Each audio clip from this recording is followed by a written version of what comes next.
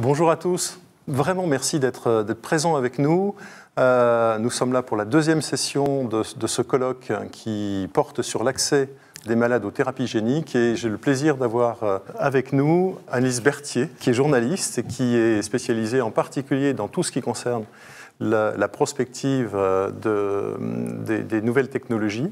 Sandrine Bourguignon, qui est directrice générale chez IQVIA, Philippe Berthat, qui est député du Gard, François Crémieux, qui est le directeur général de l'APHM, Serge Braun, qui est le directeur général de l'AFM Téléthon et directeur du développement, scientifique. Gérard de Pouvourville, qui est économiste de la santé, et Nicolas Bouzou, qui est une personnalité qu'on ne présente plus, et qui me font l'immense plaisir d'aborder un thème qui aujourd'hui est extrêmement important pour notre session numéro 2, qui est le financement et l'attractivité de la France en ce qui concerne la thérapie génique.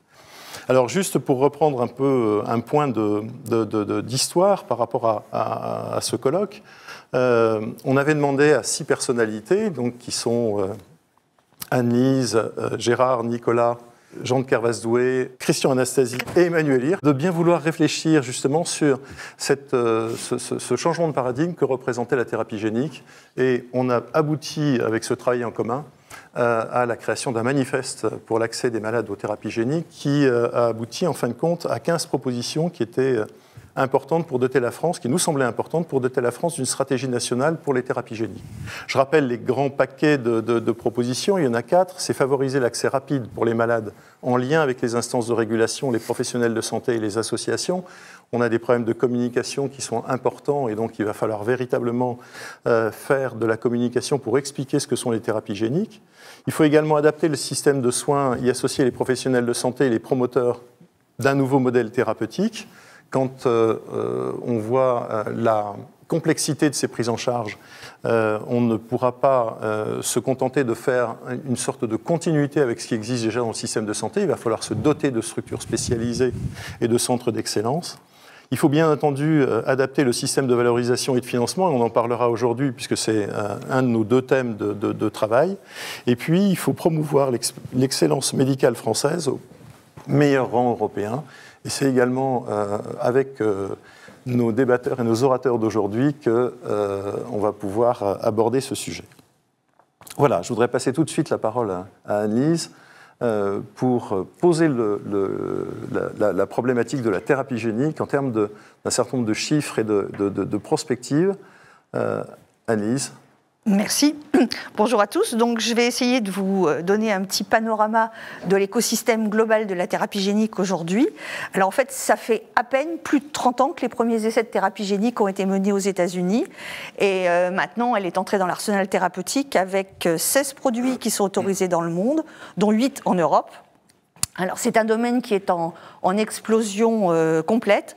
Les données de l'Alliance for Regenerative Medicine, qui est une organisation qui regroupe un peu plus de 380 acteurs publics et privés qui sont actifs dans les domaines de la médecine régénérative et des thérapies avancées, nous montre qu'on a plus de 1200 produits de thérapie génique qui sont en développement aujourd'hui dans le monde. Alors, bien sûr, l'essentiel de ces produits sont en phase préclinique. Les estimations de l'Alliance for Regenerative Medicine évoquent un chiffre de 69% et de 25 médicaments qui actuellement sont en phase 3. Mais le nombre de produits qui entrent en clinique est vraiment en croissance exponentielle depuis un peu plus de 5 ans. En 2015, on avait 50 essais cliniques de produits de thérapie génique qui étaient initiés chaque année. Maintenant, on est à plus de 220 par an, ce qui est quand même une progression absolument énorme. Alors, encore une fois, comme pour l'ensemble du secteur des biotech, ce sont encore les États-Unis qui font la course en tête, avec plus de 650 essais quand même qui sont en cours devant la Chine, alors qu'il y a, elle, plus de 300 essais en cours, tandis qu'arrivent en 3e et en 4e position le Royaume-Uni et la France, avec à peu près une centaine d'essais. Maintenant, au niveau des indications thérapeutiques, la majorité des résultats encourageants jusqu'à présent ont d'abord concerné des maladies rares, en particulier des pathologies du système immunitaire, des pathologies rétiniennes et aussi des maladies hématologiques comme la bêta-thalassémie ou encore les hémophilies sur lesquelles on commence à avoir des résultats intéressants. Mais on s'aperçoit que le champ de la thérapie génique s'est lui aussi considérablement élargi. Maintenant, ce sont les cancers et les maladies neurodégénératives qui sont les premières pathologies ciblés par les thérapies géniques qui sont actuellement en cours de développement. Et on attend beaucoup de progrès maintenant du développement de vecteurs non viraux, avec les apports entre autres de la biologie de synthèse et surtout aussi l'identification de nouvelles cibles, en particulier au niveau du cancer et de nouvelles cibles dans le système immunitaire. Ce sont des avancées qui sont fondamentales parce qu'on estime qu'aujourd'hui, on a 70% des maladies visées par un traitement de thérapie génique en cours de développement qui sont des pathologies sans aucune solution thérapeutique. Donc là, on a vraiment un enjeu majeur d'ouverture de nouvelles options thérapeutiques. En termes économiques, on est aussi sur un marché en croissance exponentielle. Le marché devrait dépasser les 35 milliards de dollars en 2027, alors qu'il était estimé à 3,2 milliards en 2019. Donc on a plus que multiplié par 10. Alors c'est un marché aussi sur lequel on a beaucoup de sociétés actives.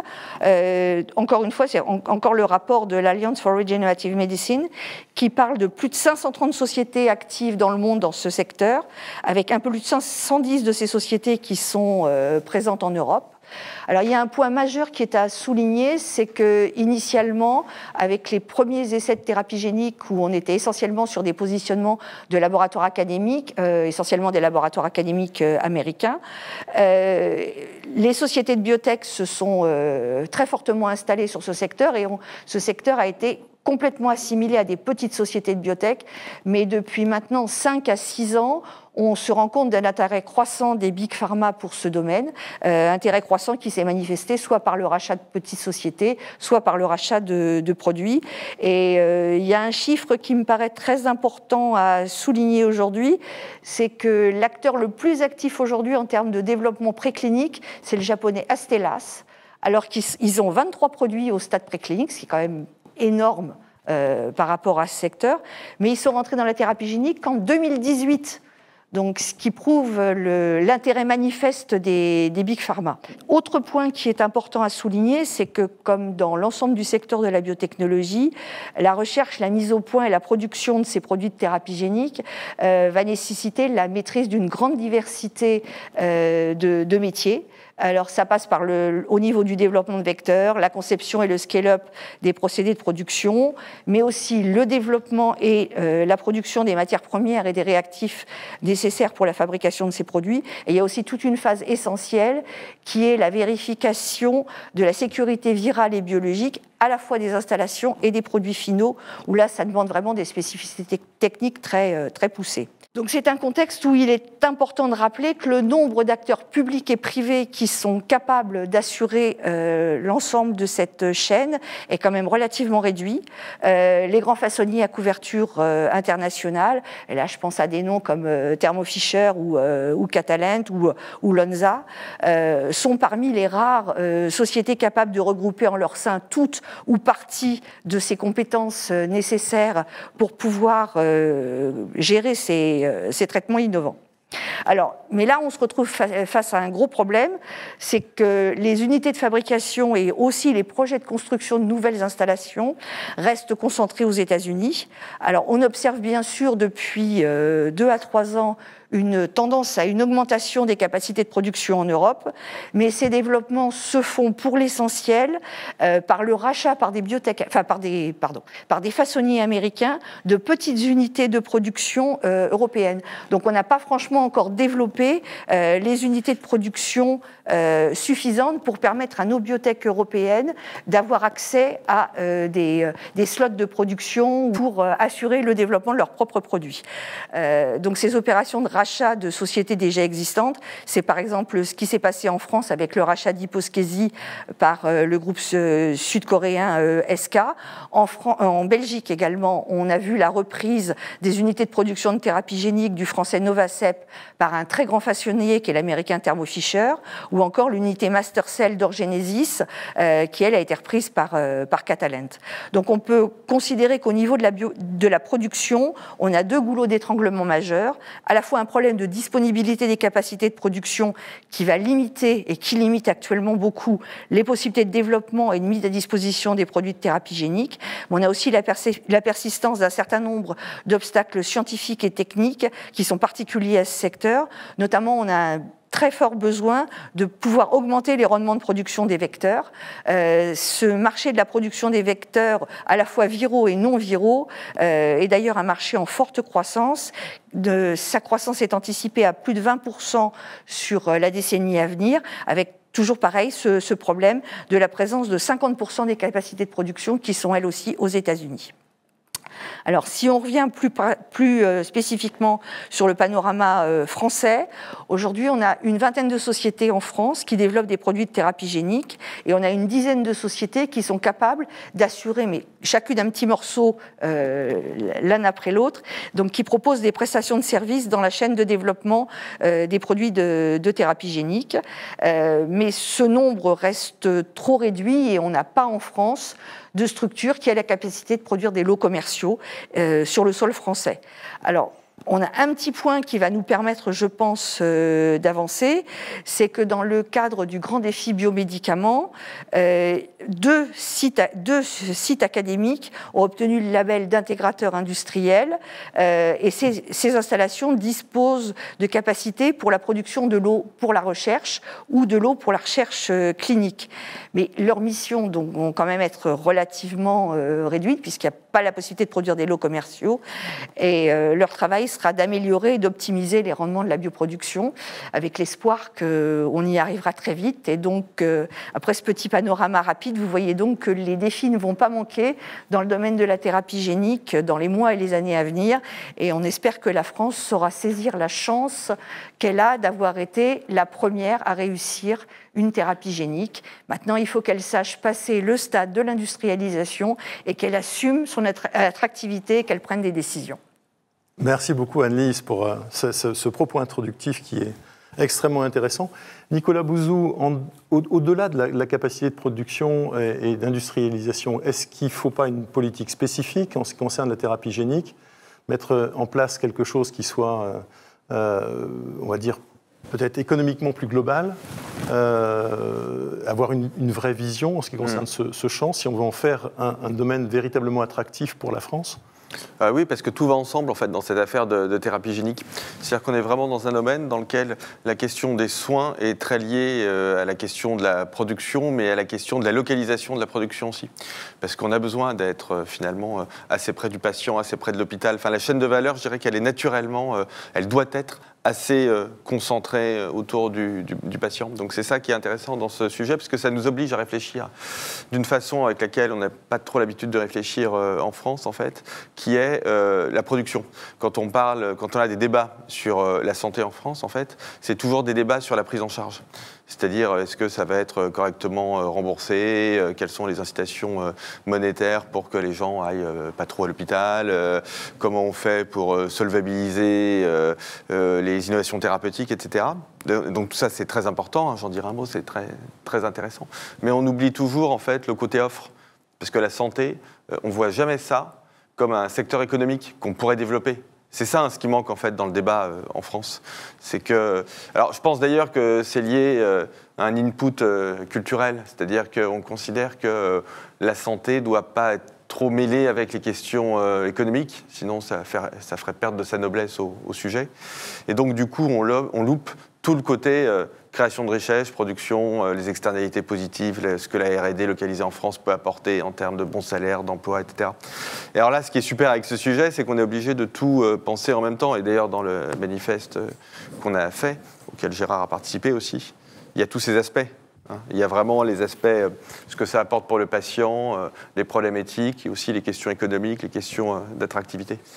Alors, en fait, ce sujet, d'ailleurs, c'est un bon moment en ce moment pour le traiter, parce qu'il va y avoir le CSIS. Alors le CSIS, en principe, on doit parler de ça. On doit parler justement des questions de production, de souveraineté sanitaire, d'autonomie stratégique. D'ailleurs, on va le faire, et ça va être très bien. On l'avait fait d'ailleurs lors des précédentes éditions, sauf que peut-être que ça avait été un super moment, mais qu'on avait eu un peu de mal ensuite à en tirer des conclusions un peu concrètes en matière de politique publique, donc il ne faudra pas louper ça.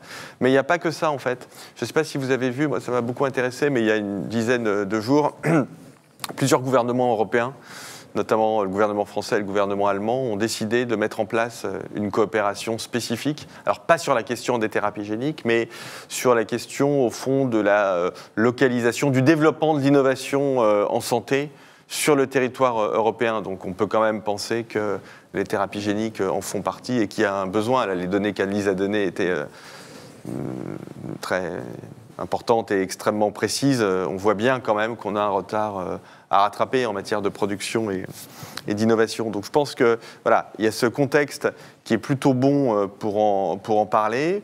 Et alors ce que je peux peut-être dire pour compléter ce que disait Annelise, enfin pour compléter en tout cas, pour lui donner un cadre un peu plus général.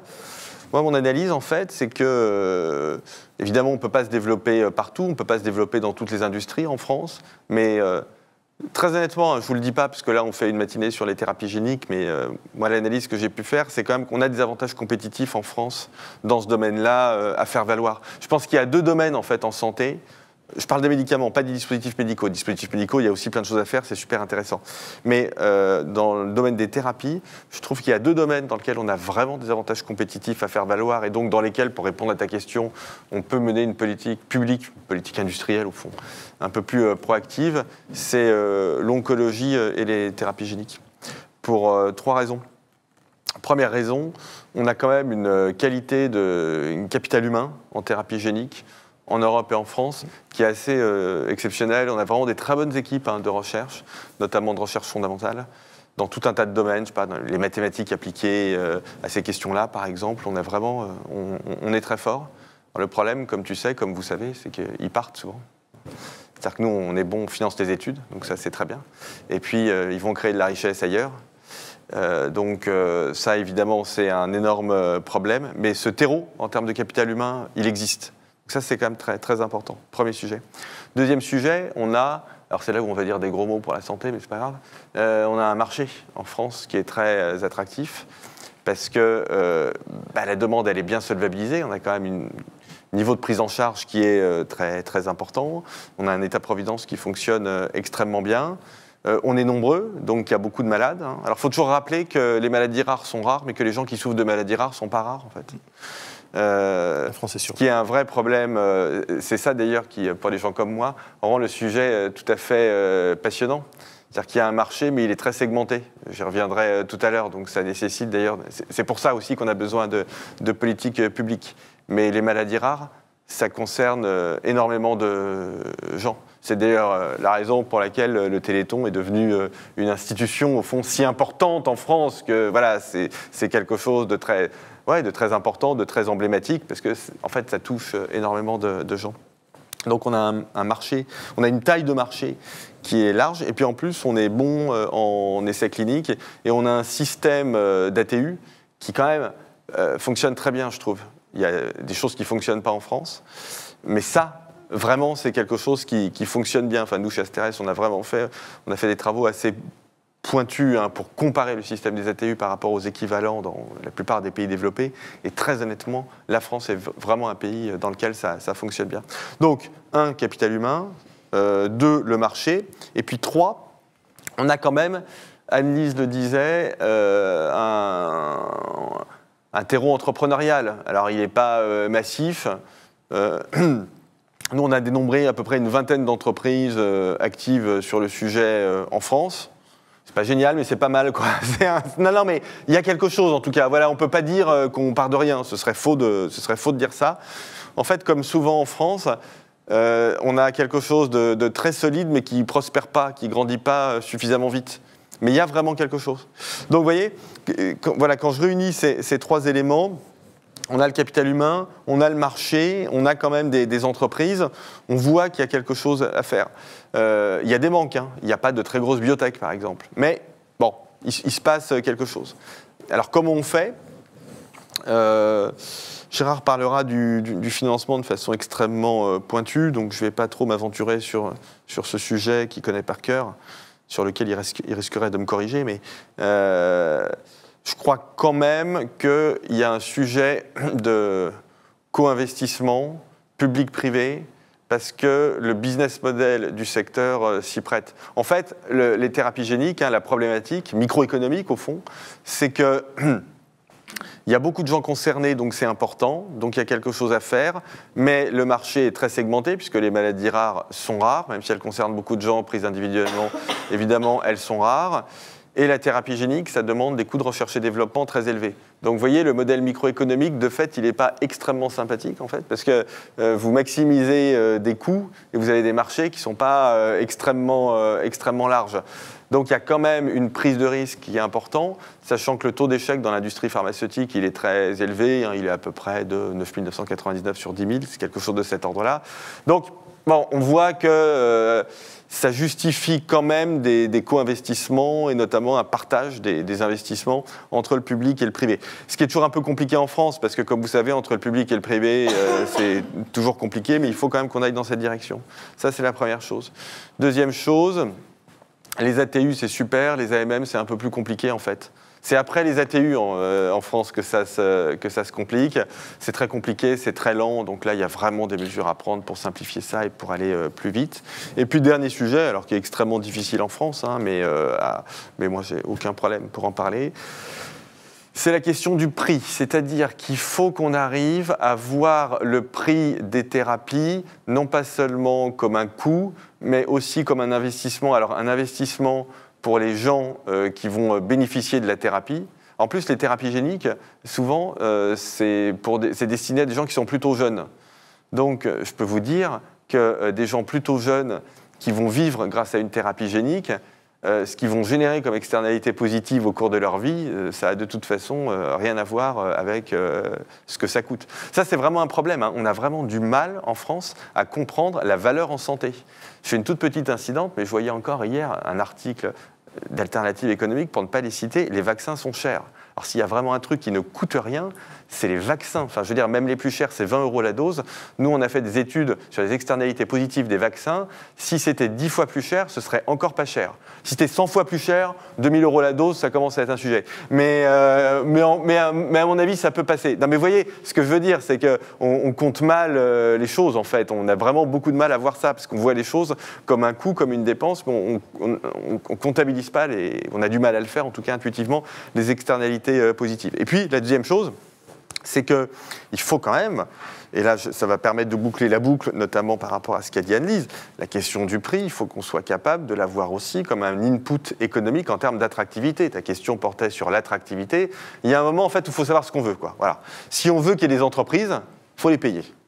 Et vu les coûts, il faut les payer à peu près correctement. Voilà, donc c'est vraiment un choix, mais si on veut être attractif, il y a aussi une question de prix qui se pose, et ça nécessite, et je m'arrête là, parce que j'ai peut-être déjà trop parlé, mais ça nécessite de casser... J'ai évoqué la question des silos entre le public et le privé, il y a aussi la question du silo entre le sanitaire et l'économie. Alors là, en France, vraiment, et d'ailleurs, vous le voyez, moi je l'ai bien vu pendant la crise, hein, je veux dire, la santé, c'est la santé, l'économie, c'est l'économie, et c'est deux champs qui doivent être complètement fermés. Moi, quand j'ai commencé à évoquer le vaccin comme outil de politique économique, on a commencé à me dire, mais de quoi il nous parle, hein, le vaccin comme outil de politique économique? Ben non, le vaccin, c'est la santé, l'économie, c'est l'économie. Ce qui était un truc de bon sens, hein, je ne dis pas ça pour m'auto-citer, hein, c'est vraiment... J'enfonçais une porte ouverte, ou je croyais enfoncer une porte ouverte, mais en fait, j'étais face à une porte blindée, quoi. Donc, il faut vraiment qu'on arrive à réfléchir en ces termes-là, sinon, tous les chiffres qu'a donné Anne-Lise, en fait, on ne va pas réussir à les améliorer. C'est dommage. C'est dommage parce que justement, comme je le disais, on a, je pense, des avantages compétitifs à faire valoir. Et puis, d'une certaine manière, on ne peut pas louper toutes les révolutions. Il faudrait bien que la France... ça, je suis bien d'accord avec toi. Oui, ça, c'est sûr qu'en France et en Europe, oui, on a pris l'habitude de louper toutes les révolutions industrielles. Oui. Alors justement, Gérard de Pouroville, en tant qu'économiste de la santé, le financement des thérapies géniques, ça se heurte à ce frein culturel qui est celui de dire c'est très très cher, mais en fin de compte, au bout du compte, comment on redéfinit la valeur, comment on revoit le modèle économique pour faire en sorte que il y a une acceptation déjà sociétale de ces investissements, et puis il puisse y avoir des conditions qui soient des conditions favorables et à l'accès pour les malades et à l'investissement pour les industriels. Alors, je sais qu'en interministériel, l'arbitrage interministériel a été rendu sur la DOXA, qui va servir à la négociation des prix. Ça, c'est une bonne nouvelle. Mais comment vous voyez l'état des lieux de ce financement et comment vous voyez les pistes d'amélioration ? Oui, alors, du coup, en écoutant Nicolas, j'ai envie de me situer un petit peu dans la suite de ce qu'il a dit. C'est sûr qu'en France, on a ce qu'on appelle l'accès au marché, c'est-à-dire l'accès au marché remboursé, la discussion et la fixation du prix, qui est un silo, si on parle de silo, qui est complètement indépendant d'un silo politique industriel. Même si on a des représentants, évidemment, de la Direction générale des entreprises au comité économique des produits de santé, qui est là, normalement, pour défendre, et d'ailleurs aussi un représentant du ministère de la Recherche. Donc, ils sont là pour défendre, effectivement, les enjeux industriels et scientifiques dans la fixation des prix. Mais c'est des silos, parce qu'il y a un dogme, au fond, qui est de dire l'assurance maladie... Alors, on a quand même une caractéristique, c'est que l'assurance maladie rembourse quasiment tout ce qui est efficace. La problématique, c'est une problématique de rapidité, plutôt d'accès, et de limitation peut-être dans l'utilisation des nouveaux produits, etc. Mais quand même, en France, on n'a pas de frontières, on n'a pas de barrière économique à l'anglaise pour dire, il faut quand même rappeler ça, quoi. Bon, et donc la vraie problématique, c'est une problématique de rapidité presque, en fait, qui est hyper importante pour des biotech émergentes, moins importante. Je veux dire, je vais pas pleurer pour Novartis s'il y a des durées d'accès au marché qui sont un peu longues. Pour les patients, c'est embêtant, mais pour Novartis, ils ont quoi de tenir le choc. Je pleurerais plus, effectivement, comme pour une boîte comme Bluebird ou Alnilam ou d'autres, pour qui l'accès au marché pour le premier produit qu'ils ont est vital. Donc il faut absolument... Voilà. Donc la problématique, elle est là, en fait. Et le dogme, c'est quand même que l'argent de l'assurance maladie... On doit payer au juste prix et que l'argent de l'assurance maladie ne doit pas financer la recherche, en particulier la recherche privée, en fait, entre guillemets. C'est un peu ça, c'est vraiment des silos séparés, on a du mal à les faire communiquer. Et d'ailleurs, je ne sais pas s'il faut... les faire communiquer, ou plutôt je vais donner quelques pistes pour voir comment on peut les faire communiquer sans rompre ce fameux dogme, parce que c'est vraiment un dogme important. Alors ce dogme, en plus, il est en fait dans la réalité des mécanismes de fixation des prix en France, qui reste quand même dans le cadre d'espèces, même dans le cadre de nouvel accord cadre, le fait que des laboratoires qui présentent des produits avec un haut niveau d'innovation, tel qu'il est considéré par la fameuse amélioration du service rendu, peuvent poser leur prix, entre guillemets. Donc, et quand ils posent leur prix, d'une certaine façon, c'est bien une acceptation par la puissance publique de dire on accepte de rémunérer finalement les investissements et les risques qui ont été pris par l'entreprise. Donc en réalité, vous voyez que le dogme, il a quelques limites, et ça n'est que dans le cas où effectivement on a des produits qui apportent une amélioration entre guillemets considérée comme marginale ou pas du tout, qu'à ce moment-là on se dit on n'a pas de raison de payer plus cher que les autres. Pour autant, justement, ça peut être un problème pour les thérapies géniques, parce qu'en fait, un des problèmes, justement, des nouvelles innovations thérapeutiques et des thérapies géniques, c'est qu'elles se situent, en général, avec un niveau de développement clinique qui est pas le standard qu'on attend en termes de développement clinique complet, phase 3, etc., pour plein de raisons, pathologie rare, etc., et qui, par conséquent, ont des promesses de valeur très élevées, mais pas l'évidence, en fait, entre guillemets, pour soutenir cette promesse de valeur, ce qui conduit, dans ces cas-là, éventuellement, la commission de la transparence, qui fait ce jugement de valeur, à justement ne pas accorder un ASMR innovant, faute de data. Donc là, il y a un vrai problème à résoudre. D'ailleurs, quand on parle aux gens de la commission de la transparence, ils sont tout à fait conscients de ça. Ils n'ont pas envie de priver les patients d'innovations thérapeutiques majeures, mais ils sont dans leur doctrine. Dans leur doctrine, il y a les critères, c'est la qualité de la preuve clinique, c'est évidemment la quantité d'effets produites, c'est quasiment les critères, c'est la sévérité de la maladie et l'existence d'un besoin non satisfait. Mais c'est vrai que dès lors que reste cette incertitude, on est un peu bloqué. Alors dans le cas de la thérapie génique, quand c'est curatif et que, en fait, ce qu'on ne sait pas, c'est combien de temps ça va durer. Nicolas, tu parlais tout à l'heure du vaccin, combien de temps la durée immunitaire, on ne sait pas combien de temps ça va durer. Bon, donc on est dans une incertitude quasi radicale. Bon, donc le problème, il est là. Alors, comment on peut résoudre ce problème ? Il faut quand même être honnête, la commission de la transparence et la HAS ont beaucoup avancé sur le sujet. D'ailleurs, suite aux travaux du CSIS, etc., ont beaucoup avancé au sens... D'abord, ils sont confrontés à cette difficulté que ils arrivent avec les laboratoires arrivent avec des développements, disons cliniques, qui sont pas complets. Ils ont une AMM, ils sont bien obligés de les prendre en compte, et sur des besoins importants, sur des besoins non satisfaits où il n'y a pas d'alternative thérapeutique. C'est ce que disait Anne-Lise. On peut pas refuser l'accès sur ces produits-là. Donc, qu'est-ce qu'ils ont introduit comme nouveauté ? Les nouveautés, c'est de se dire, il faut absolument qu'on développe des suivis de données en vie réelle rapides, en fait.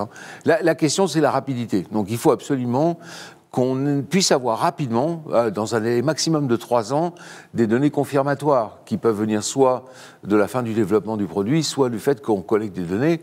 Et d'ailleurs, maintenant, quasiment la transparence demande automatiquement la création d'un registre du produit. Donc, il y a ce progrès-là. Ce progrès-là, quand même, il faut et il y a aussi la possibilité d'avoir des rencontres plus précoces, des procédures fast-track. Donc, sur l'évaluation clinique, il y a quand même un progrès qui est en train de se faire. Il y a aussi un progrès important qui est en train de se faire, c'est de pouvoir utiliser les fameuses données d'autorisation temporaire d'utilisation dans l'évaluation des produits, ce qui n'était pas le cas avant. Alors, pourquoi ce n'était pas le cas ? Ce n'était pas le cas parce que la procédure ATU ne conduisait pas nécessairement à une collecte très automatisée et très facile des données. C'est quand même incroyable, finalement. Bon, donc on va améliorer ça.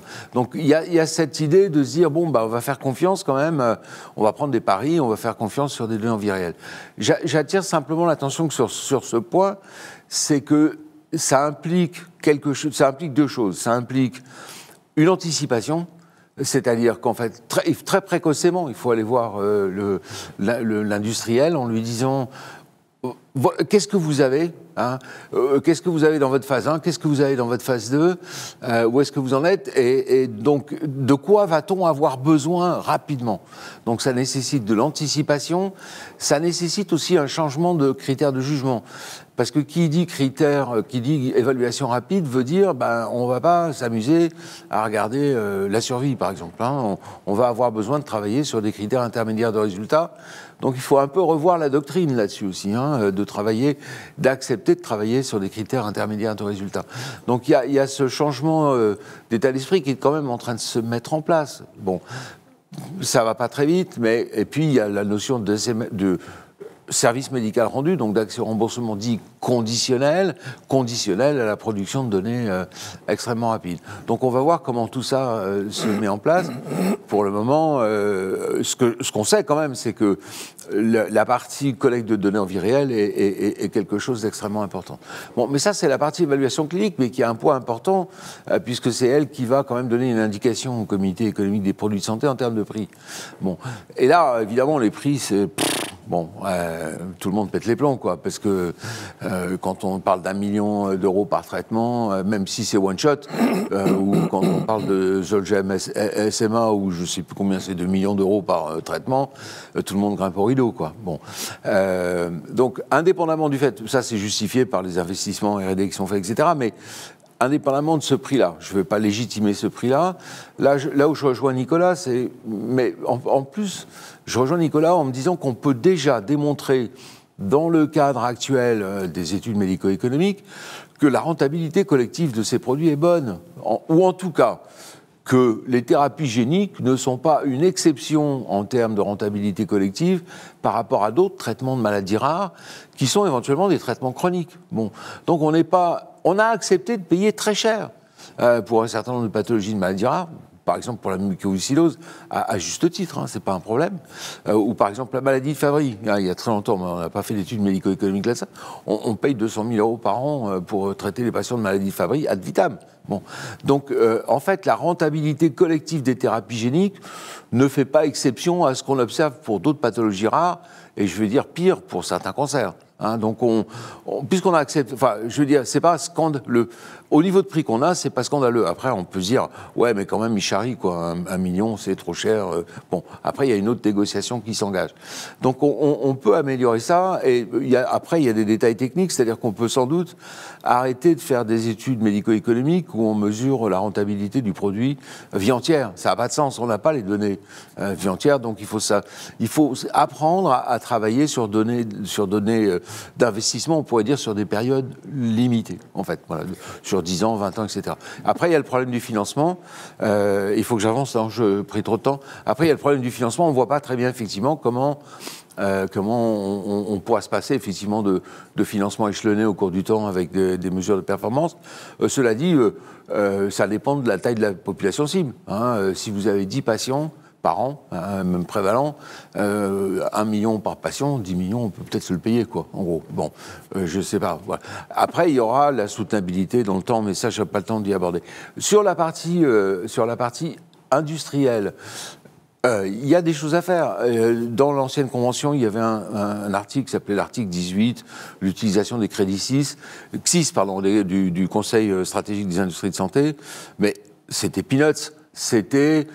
Qu'est-ce que ça donnait quand vous aviez des investissements que vous faisiez en France ou en Europe? Ça vous donnait une remise sur les remises. C'est-à-dire, on vous faisait, au lieu de vous discompter à 20%, on vous discomptait à 15%.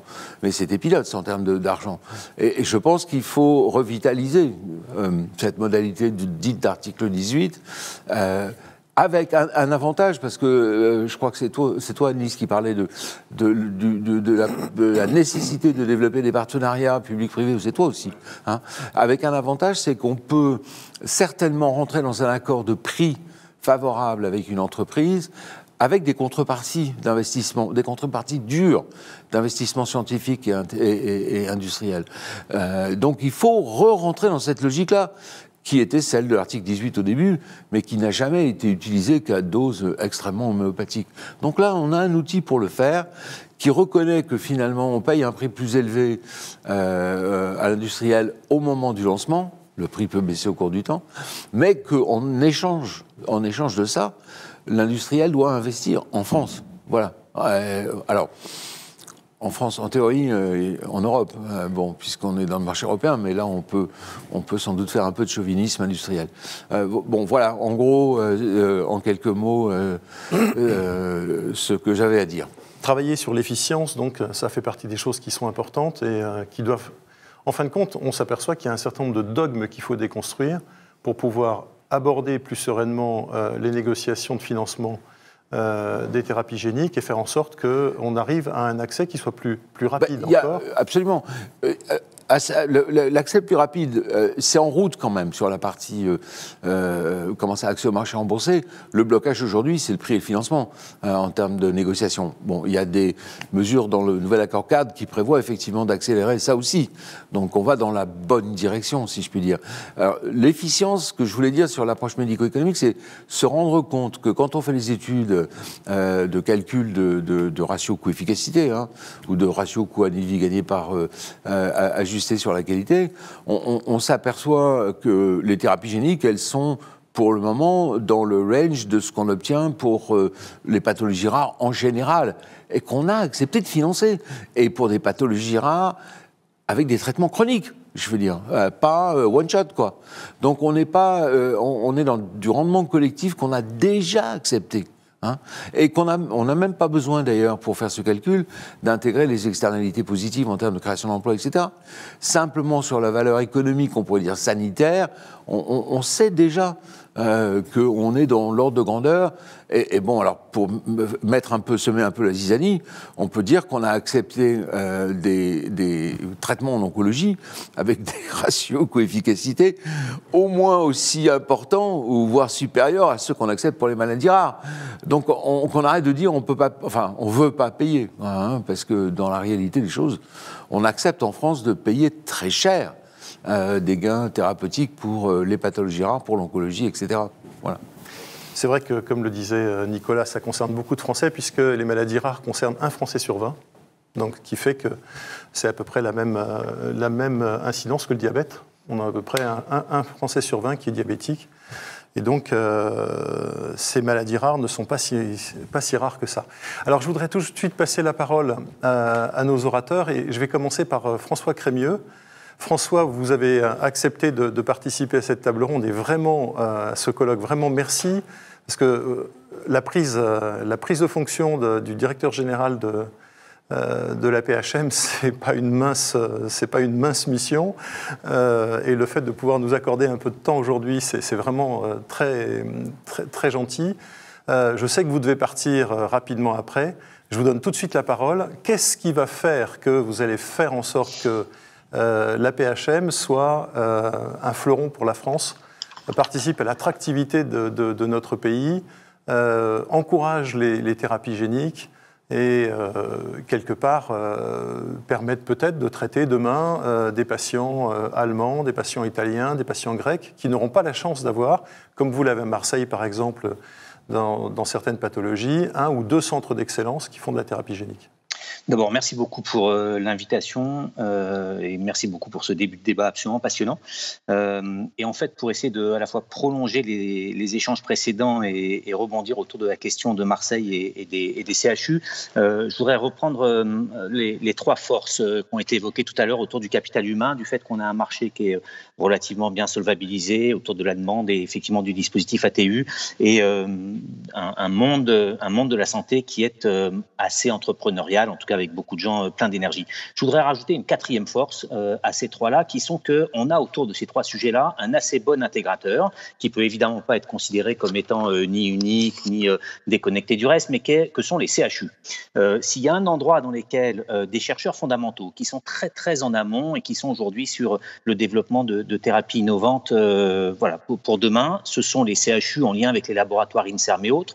Et si on a un endroit dans lequel on a une intégration très en aval, en lien entre à la fois les prescripteurs, les grandes pharma et puis les stratégies d'achat, ce sont également les CHU qui sont parmi les plus gros acheteurs de ces molécules de demain, puisque c'est principalement là que sont pris en charge dans des centres d'excellence et dans des structures assez intégrées les maladies rares, effectivement chez des patients nombreux qu'on évoquait tout à l'heure. Alors, autour de ces forces ou de ces faiblesses-là, je voudrais insister sur le fait que si les CHU et si globalement la France a, à mon avis, un assez bon modèle, très en amont de cette chaîne de valeur, c'est parce qu'on a effectivement une intégration jusque dans les mêmes cerveaux de gens qui sont à la fois cliniciens et chercheurs, à la fois des questions qui se posent quand ils rencontrent des malades et qui s'interrogent sur les bonnes thérapeutiques. Et puis, ces mêmes personnes sont dans des centres de recherche, dans des équipes avec des chercheurs fondamentaux, avec des équipes INSERM ou CNRS, qui font qu'on arrive assez bien à être rapide sur le tout début de la chaîne. Et pour bien connaître les États-Unis et des écosystèmes comme Boston, on a un vrai avantage compétitif. À Boston, pour faire le lien entre un clinicien qui voit beaucoup de malades et un chercheur qui a beaucoup d'imagination, il faut monter une réunion, il faut créer des liens, etc. On a la chance en France, depuis 1958, d'avoir un dispositif qui, pour ce type de recherche-là, est extrêmement intégré et qui, à mon avis, est un vrai avantage compétitif. Pour prouver aussi la bonne foi, s'il fallait le faire, il y a des domaines dans lesquels cette intégration-là a moins de valeur. On parlait tout à l'heure des dispositifs médicaux. Je pense que cette valeur-là, dans le champ de l'invention de nouveaux dispositifs médicaux, est un peu moins flagrante. En tout cas, pour ce qui est des thérapies innovantes, c'est extrêmement fort. Donc, on a cette force-là. Effectivement, on a l'intégration en aval. La difficulté, c'est l'entre-deux. Et vous avez évoqué, plusieurs d'entre vous, le fait que sitôt une thérapie innovante, first in man en France, en général, le chercheur regarde où est-ce qu'il va partir pour la développer, monter une start-up et se mettre en lien avec un écosystème plus accueillant. Et là, je pense qu'on a 2 enjeux. Premièrement, une meilleure coopération française. Vous me demandiez ce qu'allait faire l'AP-HM. Je vais d'abord vous répondre ce que je pense que devraient faire les différentes structures publiques et les différents CHU. J'étais encore à l'AP-HP à Paris il y a quelques jours. J'arrive à l'AP-HM. La première de mes priorités va être d'organiser la coopération entre nous. Je pense que nous n'avons pas les moyens, dans la bataille que nous sommes partis pour mener, d'avoir des stratégies qui soient concurrentes entre nos différents grands CHU. Et lorsque nous partirons sur des stratégies concurrentes, il y a une seule chose dont on est certain, c'est qu'il n'y aura qu'un seul gagnant, puisqu'il n'y en aura qu'un seul qui soit à la fois très bon et un peu plus rapide que les autres. Et donc, toute thérapie innovante inventée ou développée aujourd'hui, il n'y aura à la fin de ce développement que probablement une seule équipe, un seul centre, une seule structure qui aura été suffisamment rapide pour convaincre des financeurs, des big pharma ou d'autres que c'est là qu'il faut faire le bon pari, que c'est cette thérapie-là qu'il faut reprendre. Donc la coopération à l'échelle française, elle me semble être absolument indispensable. Elle n'est pas complètement innée. D'abord parce qu'il y a des logiques à la fois d'équipes, des logiques de fonds de recherche, des logiques de carrière individuelle, des logiques de directeur de CHU pour me mettre évidemment dans la boucle qui ne pousse pas forcément à la coopération. Et donc, ma première réponse sur ce que fera la PHM, j'essaierai de convaincre d'excellentes équipes ici de développer des coopérations très fortes avec d'autres CHU français. Et puis, ce qui doit être une coopération délibérée à l'échelle France doit être une compétition bien organisée à l'échelle européenne. Ce qui est vrai entre CHU français va être vrai également au sein des CHU européens. Si demain, Val d'Hebron, La Charité, Louvain, Paris et Marseille partent sur la même thérapie, on va essayer de maximiser les uns et les autres nos chances de succès.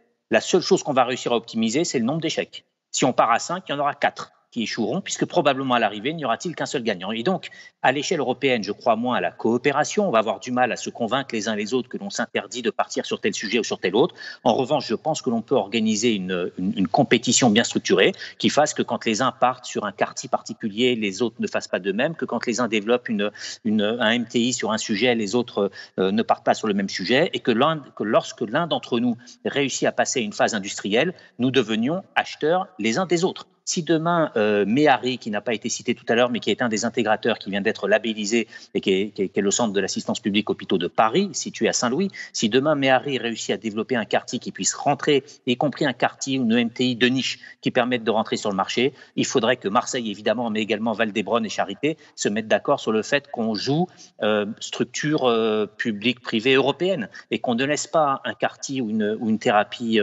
innovante concurrente arriver d'un laboratoire d'ailleurs, à niveau de qualité équivalent, voire à prix moins compétitif, être celui que nous choisissons. Donc il y a un enjeu d'organiser la compétition européenne. Ma troisième remarque, c'est que dans cette période qui va entre la découverte et la recherche très amont et puis la phase très aval dans laquelle on va acheter des MTI sur étagère, on a un enjeu de coopération entre le monde de la recherche et donc le monde des CHU au sens large, et puis le monde économique. Vous l'avez tous cité, mais derrière, ça veut dire des choses très concrètes. Il faut que les CHU et la Banque publique d'investissement, la BPI, soient beaucoup plus en lien que nous ne le sommes aujourd'hui. Lorsqu'un chercheur vient me voir en me disant on en est au stade des premiers essais de phase précoce, il va falloir qu'on trouve les 2 ou 3 premiers millions d'euros pour faire le premier tour de table, pour franchir l'étape suivante. Qu'est-ce que vous voulez que je réponde d'autre à cela que de dire qu'on va monter une réunion la semaine prochaine avec les bonnes personnes à la BPI, qu'on va essayer de trouver ce premier tour de table, qu'il va y avoir des premiers investisseurs, et puis lorsqu'il y aura un deuxième tour de table à faire avec un 0 de plus, eh ben on sera aidé par des gens dont c'est le métier. Ça, aujourd'hui, c'est compliqué parce que l'on se connaît peu et parce qu'au-delà de se connaître les uns et les autres, on a peu d'outils qui permettent d'avancer rapidement et de ne pas perdre 15 jours, puis 15 jours, puis 15 jours, qui fait qu'à la fin, on a beau être extrêmement bon, si on est un peu plus lent que les autres, on finit par perdre. Et puis, dernière remarque sur l'intégration au sein de cette phase intermédiaire, il faut qu'avec les différents acteurs qui aujourd'hui ont tous envie de rentrer sur ce sujet-là, parce qu'il est passionnant, parce qu'il est un sujet d'avenir. Je pense par exemple aux régions. J'ai la chance de passer de la région Île-de-France à la région Provence-Alpes-Côte d'Azur, qui sont 2 régions qui se veulent extrêmement dynamiques dans ces domaines-là, qui ont des pôles de compétitivité. Je connais mieux Médicène, que je ne connais encore les structures ici en région sud, mais il faut qu'on arrive à mieux articuler l'ensemble de ces acteurs qui aspirent à jouer un rôle, et donc ça concerne notamment nos élus et nos responsables politiques. Et puis dernière remarque, et je m'en arrêterai là, on est en manque d'outils techniques. Encore une fois, vous imaginez que les médecins qui ici développent des MTI au sein de l'unité de thérapie cellulaire viennent me voir pour essayer de passer à l'étape suivante. J'ai pas la possibilité de créer une start-up en tant que CHU, je peux pas les y aider, je peux pas prendre de part dans une start-up éventuelle, je peux pas commencer à réfléchir à non pas qui va payer quoi dans les toutes prochaines années, mais comment est-ce qu'on va se partager la valeur lorsqu'on va réussir à la réaliser, à la concrétiser, et c'est probablement plutôt dans quelques années, après une étape, après plusieurs étapes qui vont être franchies. Donc on n'a pas aujourd'hui les outils techniques, opérationnels, donc réglementaires, qui pour certains d'entre eux relèvent du niveau législatif, d'autres probablement de niveau moindre de réglementation. On n'a pas ces outils-là, et donc on a d'excellentes idées, on a une capacité en amont qui, je crois, est assez exceptionnelle en France et globalement en Europe. Je pense qu'on peut avoir des vraies stratégies de coopération aux 2 échelles. Je pense qu'on a une stratégie en aval qui est extrêmement prometteuse. Encore une fois, les ATU en sont un bon exemple. Il faut qu'on s'arme les uns les autres à tous les niveaux, et notamment au niveau des CHU, pour avoir les outils qui nous permettent de franchir les étapes. Merci François. Ça veut dire que les phénomènes de coopération, de partenariat entre les sphères publiques, privées, économiques, sanitaires, politiques, même avec des acteurs qui sont des acteurs en dehors du monde de la santé, comme on parlait des régions tout à l'heure, sur lesquelles elles ont des compétences dans le domaine sanitaire, mais pas forcément des missions. Tous les présidents de région ne se sont pas dotés de forces particulières pour investir dans le domaine de la santé. C'est une rupture de paradigme. Là, vous ouvrez un champ qui est un champ tout à fait prometteur, mais il va falloir qu'on fasse de l'éducation autour de tout ça, parce que je pense que tous les acteurs ne sont pas tous focalisés dans la même direction pour aller dans le sens que vous souhaitez. Mais parce que l'enjeu, je ne crois pas qu'il faille mettre le terme de santé sur l'ensemble de ces enjeux. Lorsqu'on a besoin de développer une unité de thérapie cellulaire, il faut qu'il y ait des gens qui financent des thèses de doctorat. Je ne sais pas si on est dans le champ de la santé ou pas, mais les régions financent des thèses, en tout cas certaines régions financent des thèses, et on a besoin de financer des thèses qui ne sont pas forcément des thèses de médecine. Et d'ailleurs qui ne sont principalement pas des thèses de médecine. L'un des enjeux, c'est de financer des jeunes qui soient à l'interface entre plusieurs disciplines.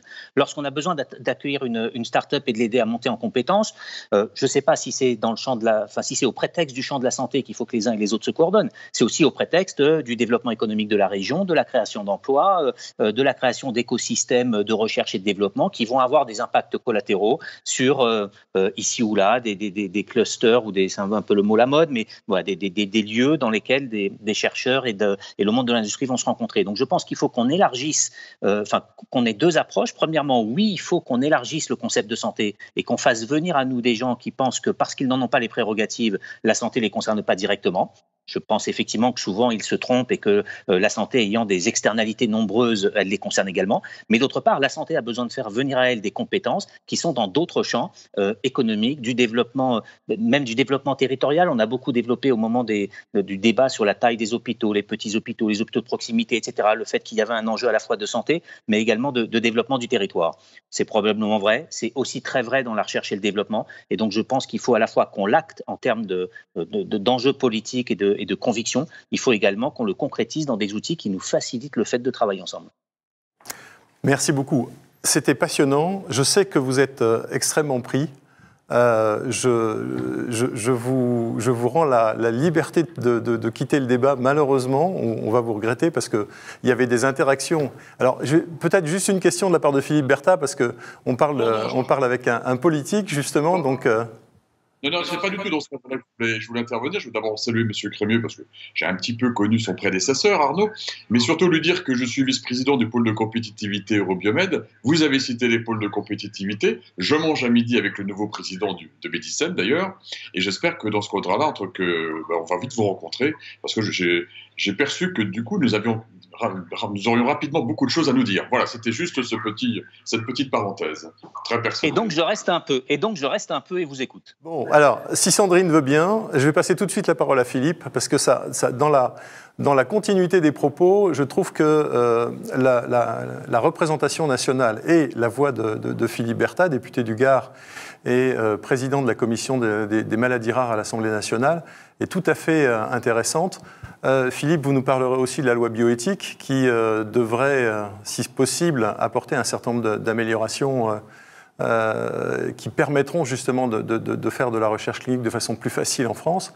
Mais cette conception large de la santé qui dépasse la cathédrale du 14 Duquesne et d'un certain nombre de grandes chapelles pour irriguer le pays et faire en sorte qu'on puisse avoir un pays, un fleuron national qui soit le domaine de la santé. Vous en pensez quoi? Et comment vous voyez la thérapie génique à l'intérieur de tout ça? Oui, donc partir du macro pour aller se focaliser. Non, c'est bien d'avoir cité l'avenue Duquesne, parce que je pense que beaucoup d'entre nous la connaissent bien. Et je crois que l'avenue Duquesne, c'est un problème. Moi, je pense que ce dont souffre... Alors, moi, je peux me permettre, j'ai une liberté de ton, une liberté, vous me connaissez un petit peu, je dis ce que je pense, et pas forcément bien perçu, mais c'est pas bien grave. Je crois que la problématique du médicament, c'est de ne pas avoir pu assumer dans ce pays jusqu'à présent sa transversalité. Moi, je suis étonné de voir cette absence d'interministériel autour du mot médicament, puisque les médicaments, bien sûr, c'est le ministère de la Santé, on le sait bien, en particulier dans toutes ces phases d'évaluation. Évidemment, on a entendu parler de HAS, de ANSM, de comité de transparence, etc. Mais il y a un autre ministère que je trouve insuffisamment concerné parce qu'il doit embrasser beaucoup trop de choses, qui est le ministère de l'enseignement supérieur, de la recherche et de l'innovation. Donc le médicament, forcément, doit regarder aussi de ce côté-ci. Alors, on a eu un petit effort de fait sur la recherche par la loi de programmation pluriannuelle, qui est un bon starter, mais que nous savons, nous, en santé, insuffisant, et sur lequel il faudra, j'espère, rapidement pouvoir revenir, au moins sur le plan budgétaire. Et puis, on a un autre ministère qui est aussi, bien sûr, le ministère des médicaments, dont on parle aussi ce matin, qui est le ministère de l'économie et des finances. Donc, on a cette difficulté, j'ai entendu le mot de silo, et bien là aussi, on a une marche en silo. On a une marche en silo entre trois ministères, dont on a très bien vu les faiblesses d'ailleurs en début de pandémie, parce que si on doit tirer à un moment donné des observations et peut-être faire des correctifs sur cette après-pandémie, si après-pandémie il y a, ce qui n'est pas tout à fait le cas encore aujourd'hui, eh bien on voit bien que cette transversalité, il va falloir l'assumer différemment, il va falloir peut-être réfléchir à une réorganisation complète. Alors on a prononcé le mot du CSIS, on est tous dans cet espoir, je crois qu'on est un certain nombre ici à avoir tenté de contribuer à cette réflexion du CSIS. Moi, je l'ai fait avec d'ailleurs des acteurs marseillais, en particulier, pour ne pas citer Nat Pharma, avec des collègues d'Inat Pharma. On verra bien, mais il y a un moment propice pour une petite révolution déjà organisationnelle, même si je ne veux pas tomber dans le travers français classique. Un problème égale nouvelle structure. Ce n'est pas du tout l'objet, c'est vraiment un problème de rationalisation.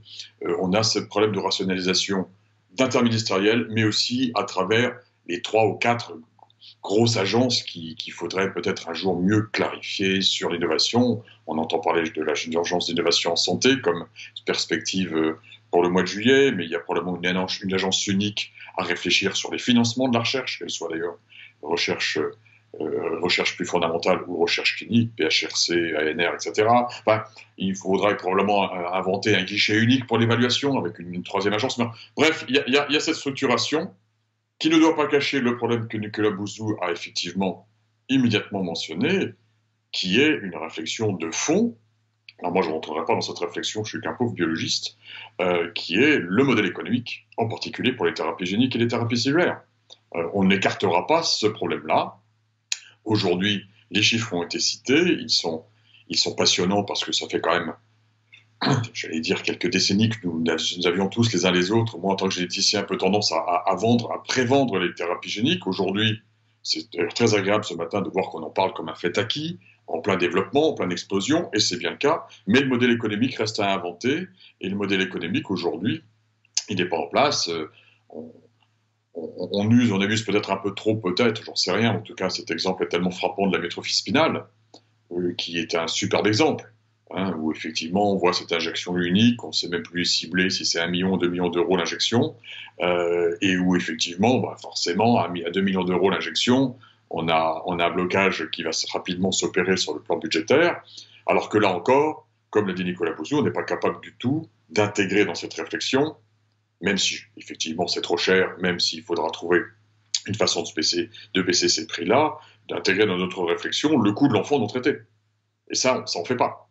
On s'arrête bêtement, on a un ONDAM, on a une licensus, et puis on arrête là, et la réponse est négative. Donc, on est en train de débroussailler. Moi, j'aime beaucoup, d'ailleurs, cette problématique thérapie génique, et au-delà, la thématique des maladies rares, parce que moi, j'essaie de la vendre autour de moi, et je peux vous assurer qu'à l'Assemblée, c'est pour le moins compliqué, comme un poste d'avant-garde. C'est-à-dire que tous les problèmes auxquels nous avons à faire face, à travers les maladies rares et les solutions thérapeutiques associées, sont finalement la problématique de demain pour l'ensemble de nos pathologies, parce que on est déjà quasiment dans de la médecine personnalisée à travers ces thématiques-là. Et donc demain, on sait très bien, et c'est déjà le cas aujourd'hui, que le cancer n'est plus qu'un ensemble de maladies rares, une sommation, parce qu'on va très loin dans sa définition sur le plan moléculaire. Donc c'est comme ça qu'on essaye d'avancer ici à l'Assemblée. Combat très très compliqué, je ne le cache pas, je le dis chaque fois que j'ai l'occasion de rencontrer des acteurs comme vous. Il y a un travail d'éducation à faire au niveau des élus que vous n'imaginez pas. On part vraiment de rien, quoi. c'est très présomptueux ce que je vais vous raconter, mais si cet après-midi, entre 17h et 23h, je ne suis pas en train de me battre sur les thérapies cellulaires, on n'a plus de thérapie cellulaire dans ce pays en fin de journée. Et je me dis, mais au fait, d'ailleurs, si j'étais pas là, qui c'est qui pourrait me suppléer? Et actuellement, il n'y a personne, parce que je suis le seul à avoir ce profil-là. Et donc, vous voyez la fragilité où sur un coup de plume, on pourrait très facilement totalement éradiquer donc un champ thérapeutique majeur, un champ économique majeur. Pour nos 3 millions de gamins souffrant de maladies rares. C'est juste... moi, je découvre ça parce que je ne suis pas un politique très chevronné et je ne le serai jamais. Je découvre cette fragilité de notre système qui nécessite, et je le répète à qui veut l'entendre, en particulier au niveau des associatifs, un travail vraiment en profondeur, même travail à faire d'ailleurs de la part des industriels, auprès des élus, d'information, de culturation, parce que tout notre échafaudage est d'une fragilité extrême que je ne pouvais pas suspecter en arrivant là. Alors je ne sais pas ce que vous attendiez de plus que moi, de moi, mais je mélange un peu mes propos là, parce que d'abord les nuits en ce moment sont très longues, et donc les nuits à travailler, les nuits à dormir sont par contre très courtes, et je suis un peu confus. Sur quoi voulez-vous m'entraîner par ailleurs? Alors, par ailleurs, je voudrais vous entraîner sur un sujet qui est justement peut-être un peu provocateur, mais le ministère de la Santé, en fin de compte, par rapport, est-ce qu'il ne doit pas d'une certaine manière arrêter d'être le ministère du médicament? Est-ce qu'il faut repenser les choses de manière différente? Est-ce qu'il faut aller plus loin et se dire qu'après tout, il faut peut-être créer une structure? Alors, Grégory Emery a été nommé auprès du Premier ministre pour préfigurer cette agence de l'innovation. C'est une chance à mon avis, parce que ses connaissances et ses compétences sont extrêmes et il peut faire un magnifique projet. Mais je suis très content à titre personnel que ce soit au niveau interministériel, puisqu'auprès du Premier ministre, et pas simplement auprès du ministre de la Santé. Mais est-ce qu'on ne peut pas aller plus loin? Est-ce qu'on n'a pas une forme de task force, de moyens particuliers à mettre en place pour faire en sorte, justement, avec un groupe pluridisciplinaire, avec des gens comme François, avec des gens comme Serge, faire en sorte qu'on puisse dépasser ces cadres dogmatiques, parce qu'on s'aperçoit que c'est un peu ça, on se tire des balles dans le pied en France parce qu'on a des idées représentées sur un peu tout, et on n'arrive pas à mettre en place des choses concrètes. Qu'est-ce que vous proposeriez par rapport à ça? On peut toujours proposer, ça ne coûte rien. Déjà, je pense qu'il faut rappeler, en préambule, j'espère que Nicolas Mouzou sera d'accord avec mes chiffres, c'est que la santé, c'est 13% du PIB. Donc c'est le premier secteur économique du pays. Ça c'est un premier constat. Deuxième constat, on a été très bon, on reste très bon, mais on a quand même beaucoup reculé. Enfin, après, on peut prendre les chiffres comme on les veut, on peut prendre les classements. Enfin, je pense que si on dit qu'on est passé de la 3e à la 8e position dans la dernière décennie, on n'est pas très loin du compte.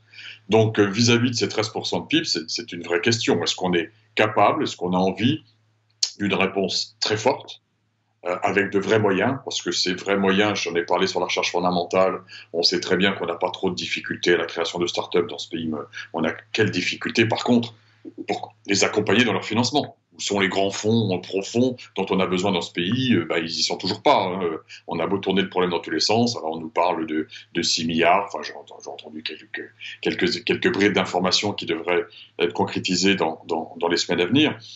Non, la proposition, moi je pense que si on prend vraiment la mesure, déjà à l'échelle politique, de ce que représente le médicament, de ce qu'il doit continuer à représenter dans ce pays, je pense qu'il faut effectivement peut-être lui créer un environnement propre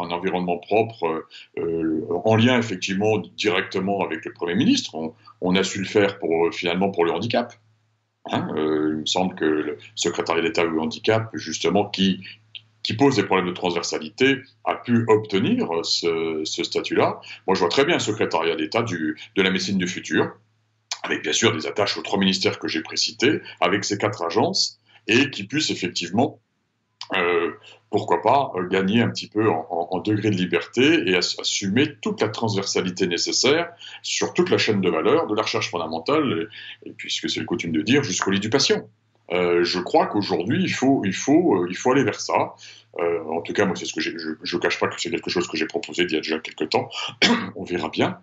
Mais après, c'est une question de simplification et de moyens. Est-ce qu'on a vraiment ce souci de simplification qui fait mal à toutes les étapes, au niveau du chercheur qui perd son temps dans des demandes de crédit, dans des évaluations redondantes, etc., entre l'HCRS, entre les évaluations européennes, et puis à l'autre extrémité, des structures d'évaluation qui ont certainement de grande qualité, on voit le travail fait sur la NSN dans ces derniers mois, mais qui nécessitent très clairement simplification pour surtout plus d'agilité et plus de célérité dans les prises de décision. Ça a été mentionné, j'ai entendu des noms d'entreprises qu'on connaît bien, Bluebird ou autres, c'est quand même de l'avenir d'entreprise dont il s'agit. Et puis c'est aussi quelque part, je parle devant M. Crémieux, de l'avenir de notre recherche clinique. Parce que si on continue comme ça, à terme, tous nos essais cliniques finiront par nous échapper.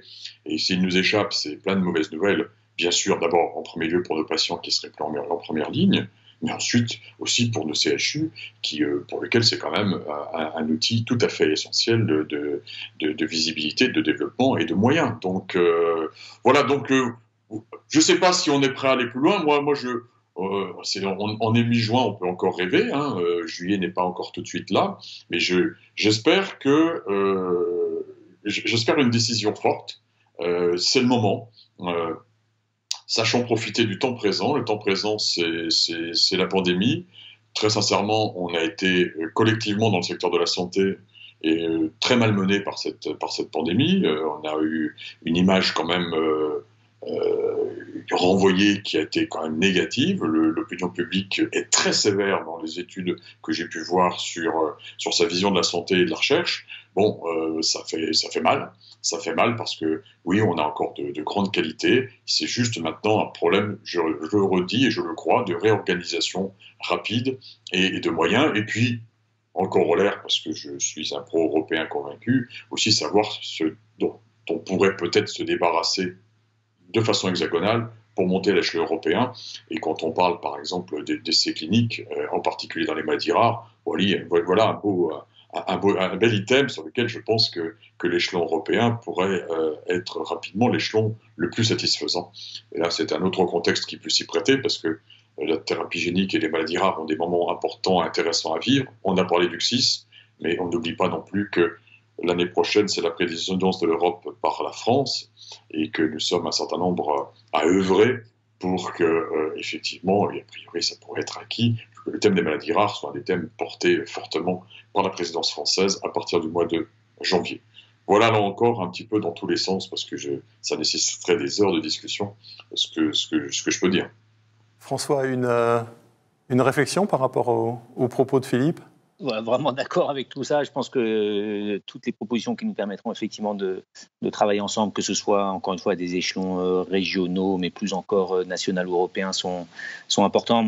Vraiment, ma contribution et ce qui m'importe, c'est de partager, notamment avec nos parlementaires, les difficultés très opérationnelles qu'on a. C'est-à-dire que je trouve qu'on a globalement de bonnes discussions sur les principes, sur notre ambition, sur là où on en est, sur le diagnostic, sur là où il faudra en être, etc. Et on a, je trouve aujourd'hui les difficultés à faire le lien entre, encore une fois, la rencontre, vous le savez les uns les autres, mais la rencontre avec n'importe quel médecin qui vient de déposer un brevet ou qui vient de lancer une start-up. Et puis, c'est quoi l'étape d'après ? Moi, je me retrouve vraiment à des réunions dans lesquelles je ne sais juste pas organiser l'étape d'après. Le système n'est pas organisé pour obtenir un PHRC, obtenir un financement pour une recherche, pour un essai clinique, etc. Le système est rodé. Il a des qualités, il a des défauts. Globalement, il ne marche pas si mal que ça. Dès qu'on est là dans le champ de l'innovation et dans le lien avec la question de la création de valeur, on a des obstacles fondamentaux qui sont y compris liés à des fondamentaux de la comptabilité publique, de la séparation entre l'ordonnateur et le comptable, du fait que l'assurance maladie ne finance pas les CHU pour que nous prenions des risques financiers. Et je le comprends parfaitement, sauf que quand on accompagne un chercheur dans un projet de ce type-là, évidemment qu'il y a une prise de risque et évidemment que tous les paris ne seront pas gagnants. Il faut qu'on arrive à trouver des sas de décompression entre l'ensemble de ces enjeux et qui fassent que quand on fait un pari et qu'on se lance dans une aventure qui est à l'interface entre la santé et le monde industriel, entre le fondamental, le translationnel ou le clinique, on ait les outils pour le faire. Aujourd'hui, c'est vraiment, vraiment compliqué. On a des problèmes statutaires. Compliqué de proposer un statut mixte à un chercheur qui, quand il est PUPH ou quand il travaille dans un laboratoire, qui veut brusquement consacrer non pas une journée mais 3 à faire autre chose. Comment est-ce qu'on fait en sorte pour que ce soit possible tout de suite et maintenant, pas dans 6 mois quand on aura réuni la commission qui fera, etc. On a vraiment une série de difficultés qui sont extrêmement pratiques, mais qui trouvent leur source dans des dysfonctionnements ou en tout cas une inadaptation de notre champ réglementaire à ces nouveaux enjeux. Alors c'est un diagnostic qu'on a porté, puisque nous, chez NIL, on a monté un think tank autour justement des jeunes entreprises ultra innovantes qui s'appelle 007, Orphan Organization 7, puisqu'il y avait 7 entreprises au départ. Et ce qu'on appelle la vallée de la mort, justement, ça fait partie des choses sur lesquelles travaille 007, et qui est ce passage d'une structure qui est une structure très jeune, avec très peu de moyens, à cette amplification et cette possibilité de bénéficier d'une France attractive pour faire en sorte justement qu'on puisse créer un terreau fertile à la mise en place, à l'implantation de ces entreprises et puis à les attirer aussi sur le territoire français. Parce que ça fait partie des challenges qui sont importants. Et quand on voit à l'heure actuelle les politiques qui sont menées par un certain nombre d'États, comme la Hollande, par exemple, pour ne citer qu'elle, en termes d'attractivité des entreprises, ou par la Suisse, on peut, d'une certaine manière, se dire qu'on ne se donne pas les armes nécessaires pour faire en sorte d'attirer des jeunes pousses et de faire pousser les nôtres, d'ailleurs, au sein de ce tissu économique. On va reparler de financement maintenant. On a parlé d'attractivité. François, vraiment merci de votre participation. C'était vraiment super. Il faudra qu'on continue à travailler sur ces sujets, si c'est possible, parce qu'il y a vraiment beaucoup de choses à faire et c'est tout à fait passionnant. Merci de votre participation et on vous rend bien entendu la liberté. À très vite. Revenons au financement. Sandrine Bourguignon. Alors, si on parle de financement, quel est le diagnostic que vous portez et les solutions que vous voudriez voir aboutir pour faire en sorte que les thérapies géniques puissent trouver dans notre pays les subsides qui sont nécessaires pour vivre pour les entreprises en toute sérénité? Merci déjà Olivier. Puis je vais essayer de rebondir et de faire du lien avec tout ce qui a été dit de très riche avant, pour pas complètement décorréler au final la question du financement et résumer ça à une question de prix. On a vu que c'était assez réducteur finalement. Je vais reprendre au final par le sujet de l'Europe, parce que ça a été évoqué plusieurs fois. Gérard a également discuté tout à l'heure des spécificités de l'évaluation liées aux thérapies géniques et au fait qu'on était rentré par les thérapies géniques par les maladies rares. Il y a des spécificités effectivement liées au développement clinique, au fait qu'on a des populations d'études qui sont limitées. On a eu pas mal de populations pédiatriques avec la SMA entre autres, ce qui veut dire qu'on arrive avec des données immatures en termes d'évaluation. En tout cas, immatures au sens des standards d'évaluation des agences que sont la Haute Autorité de Santé ou même le NICE pour le Royaume-Uni. Donc ça veut dire que ces agences-là, elles doivent gérer une incertitude sur l'effet qu'il y a réellement, la persistance de l'effet, parce que c'est quand même une question sur les thérapies géniques. Est-ce qu'on vend aujourd'hui le fait que c'est une dose curative, mais au final, est-ce que ça ne sera pas une deuxième dose dans 10 ans ou dans 5 ans? Donc il y a une incertitude forte qui ne doit pas être préjudiciable à l'efficacité qu'on a et qu'on observe immédiatement. On parle de thérapie génique, on parle de vie sauvée, on parle de vie sauvée chez des enfants. Vous l'avez dit, maladies rares, c'est 1 sur 20 personnes en France. Donc on parle d'un niveau d'efficacité qui n'est pas discutable. Et on entache le discours autour de cette efficacité à cause de l'incertitude. Alors, je peux comprendre que la Haute Autorité de Santé et du coup ce qui va en découler après en termes de négociation de prix soit pas à l'aise face à cette incertitude. C'est pas dans leur doctrine et ça les conduit à prendre une décision qui finalement a un impact fort en termes de prix et de soutenabilité après par le système de santé. Et pour le coup, l'Europe, là, je pense, a un vrai rôle à jouer. On a vu le poids et la force de l'Europe dans la crise sanitaire pour négocier les prix des vaccins, faire des mises sur le marché accélérées. Il y a beaucoup de produits de thérapie génique et cellulaire aujourd'hui qui arrivent avec des autorisations de mise sur le marché conditionnelles pour tenir compte de cette incertitude. La notion de conditionnalité, elle est discutée au niveau européen. Donc une évaluation conjointe, comme c'est déjà en cours de discussion d'ailleurs sur l'ensemble du process d'évaluation d'accès au marché au niveau européen, il prend d'autant plus d'importance dans le cas des thérapies géniques. Et je pense que ça serait démultiplier les compétences et lisser au final la prise en compte de ce risque lié à l'incertitude sur lequel on ne va pas pouvoir changer fondamentalement cette notion d'incertitude. Il faut juste trouver comment mieux la gérer et faire en sorte que chaque État n'ait pas le poids complet de cette incertitude. Donc sur ce point-là, je pense que vraiment l'Europe a un rôle à jouer et ça a été évoqué également. Ça veut dire aussi changer un peu les pratiques et faire des réévaluations plus régulières.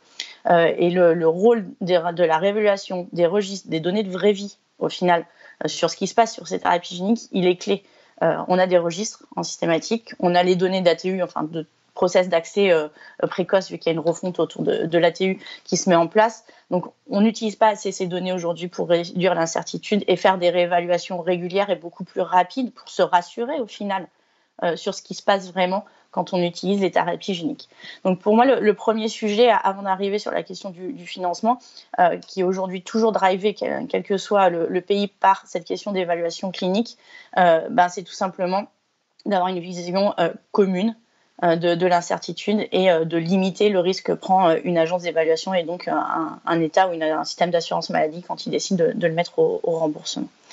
Le deuxième point sur le prix, vous l'avez évoqué, c'est extrêmement réducteur. Quand on parle du prix, au final, on ne sait pas de quoi on parle. Est-ce qu'on parle du prix pour l'assurance maladie? Est-ce qu'on parle du prix pour le patient? Donc déjà, le prix en soi, ça n'a pas de sens.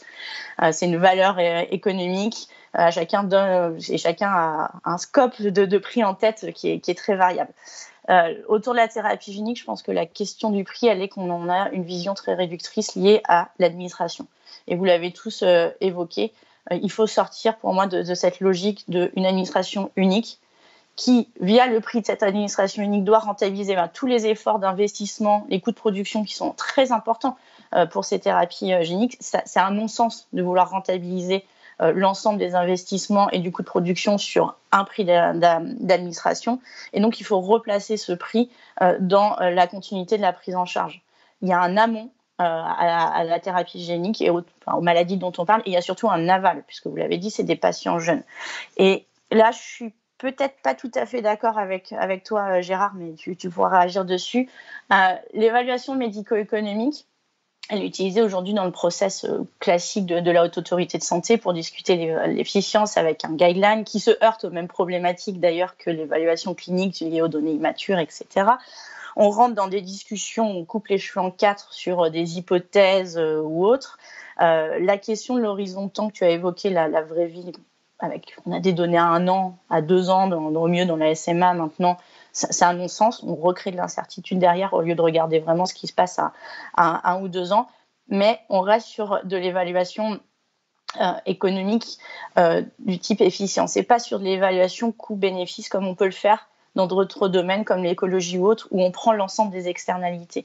Et je trouve dommage, par contre, qu'on réduise la discussion de l'efficience qui intègre bien l'ensemble du chemin de vie qu'il y a autour des maladies rares ou des thérapies géniques à cette question uniquement de prise en charge.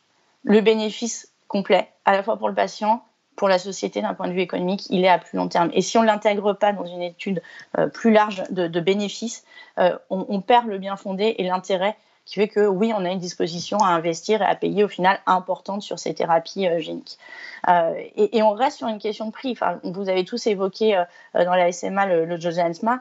Effectivement, il y a un coût unitaire pour une injection qui est autour de 2 millions. Ça a défrayé la presse. On a oublié de parler, du coup, dans le contexte de ce produit-là, du gain qu'il y avait pour les patients, les familles. Quand vous avez un enfant de 1 an qui va décéder à court terme ou être très largement handicapé sur les quelques années de vie qu'il aura, qui du coup ne va pas évoluer vers l'âge adulte, ne va pas être productif, ne va pas contribuer à la société, on est en train de discuter du prix de la vie, là, au final, derrière. Et on le replace sur cette question uniquement de coût d'administration au final et de prix d'un produit. Le deuxième point sur la question du financement, on a parlé de maladies rares, on a fait beaucoup l'amalgame thérapie génique maladies rares, c'est vrai jusqu'à aujourd'hui. Ça devient un tout petit peu moins déjà quand on parle des hémophilies, puisqu'on est plus sur quelques centaines de patients, on arrive sur 2500 patients à peu près. Mais dans les programme de recherche IA, il y a des thérapies géniques sur des pathologies chroniques qui vont arriver à terme. Les compétences, elles existent. La technologie, elle est plutôt bien maîtrisée aujourd'hui, et on va aller sur des questions de population beaucoup plus larges au final que la question de la maladie rare. Donc la question du prix, elle doit absolument être tranchée, sinon on va avoir une vague innovation en thérapie génique et cellulaire, parce qu'on a parlé que de thérapie génique, on n'est pas rentré dans le débat, dans le détail des technologies derrière, mais il y a suffisamment d'innovations qui vont arriver sur des pathologies qui ne sont plus des pathologies rares et qui vont poser la question de la soutenabilité à long terme. Et à ce niveau-là, je pense qu'il y a, vous avez évoqué l'Oxys, etc., il y a la crise sanitaire, au final, a généré un timing, un écosystème qui est plutôt favorable à sortir de cette question du prix et à réfléchir au financement de manière plus globale. Il y a également le projet de refonte du financement du budget de la santé, la refonte de l'ONDAM qui est en cours. Et le mot-clé dans toutes les discussions actuellement, eh bien, c'est la programmation, c'est l'anticipation. Et au final, on a une visibilité, on sait quand les produits vont à peu près arriver et on est capable d'éviter de se prendre le mur en termes de financement. On est capable d'être inventif pour avoir des mécanismes de lissage pour absorber ce qui peut être considéré comme un risque financier. Donc, techniquement, je pense qu'il y a juste des outils à mettre en place à partir du moment où on est d'accord qu'on n'est pas en train de parler d'un prix pour un coût unitaire et qu'on parle bien d'investissement. Nicolas évoquait le capital humain. L'investissement sur les technologies, ça fait partie des investissements pour maintenir le capital humain. Et dans les éléments qui vont permettre aussi de limiter cette question juste autour du prix, les enjeux de politique industrielle sont clés. On a aujourd'hui, au final, on crée quasiment un appareil de production systématiquement pour chaque nouvelle thérapie qui sort.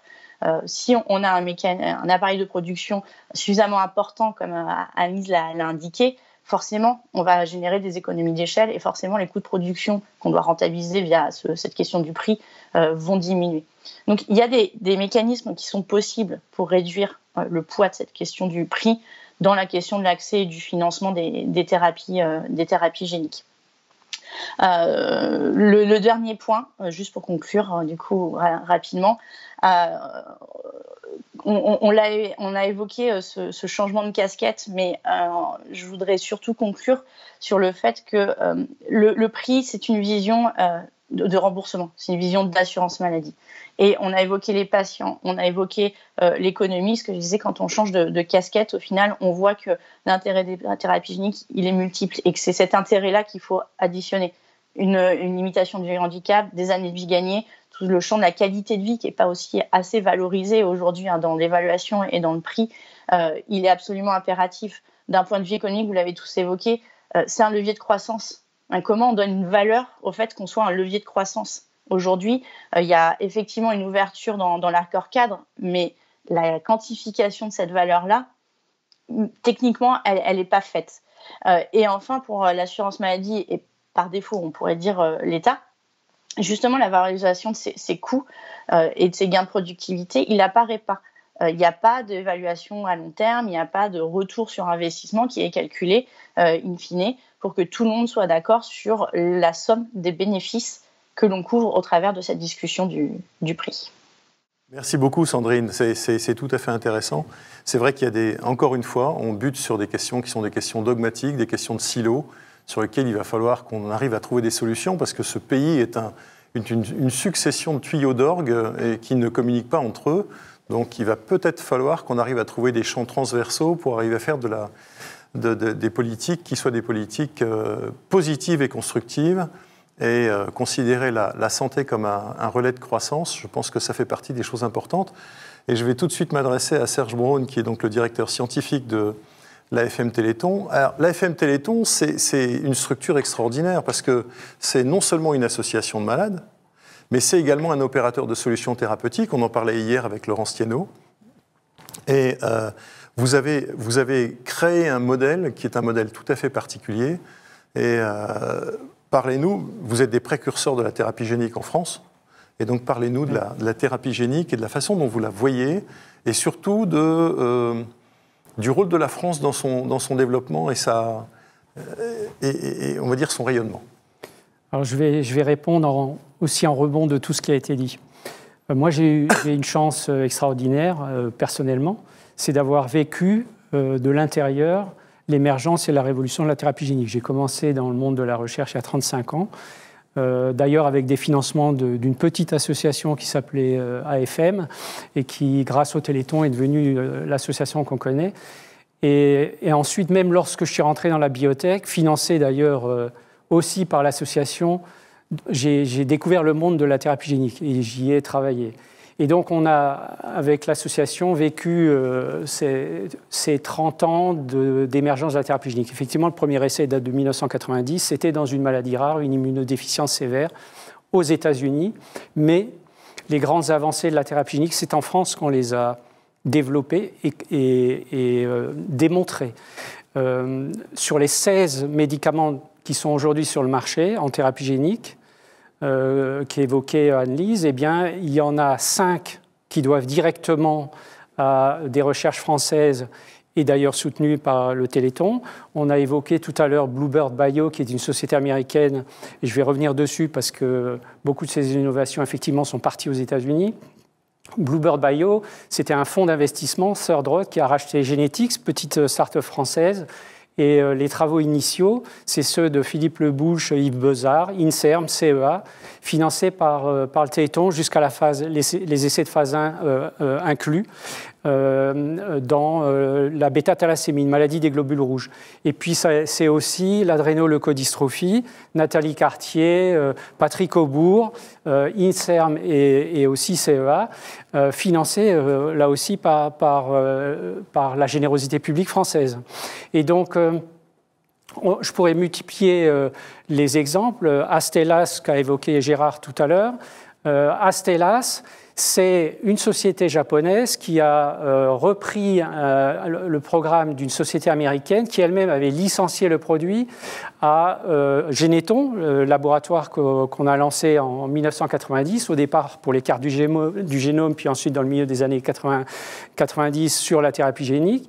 Une thérapie génique pour une myopathie rare, la myopathie myotubulaire, et qui change complètement la donne de la maladie. C'est aussi des enfants qui meurent normalement avant l'âge d'1 an pour plus de 50% d'entre eux, qui touchent uniquement les garçons.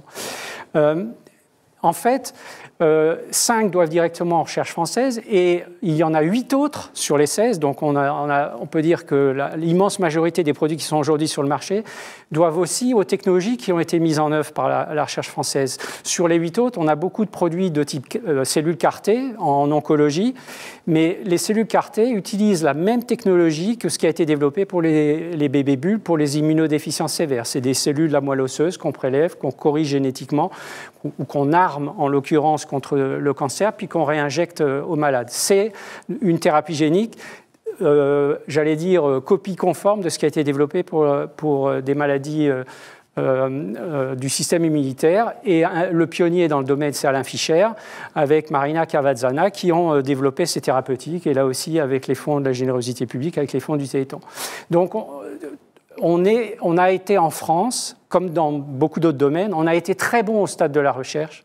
Par contre, on a été très mauvais pour l'industrialisation.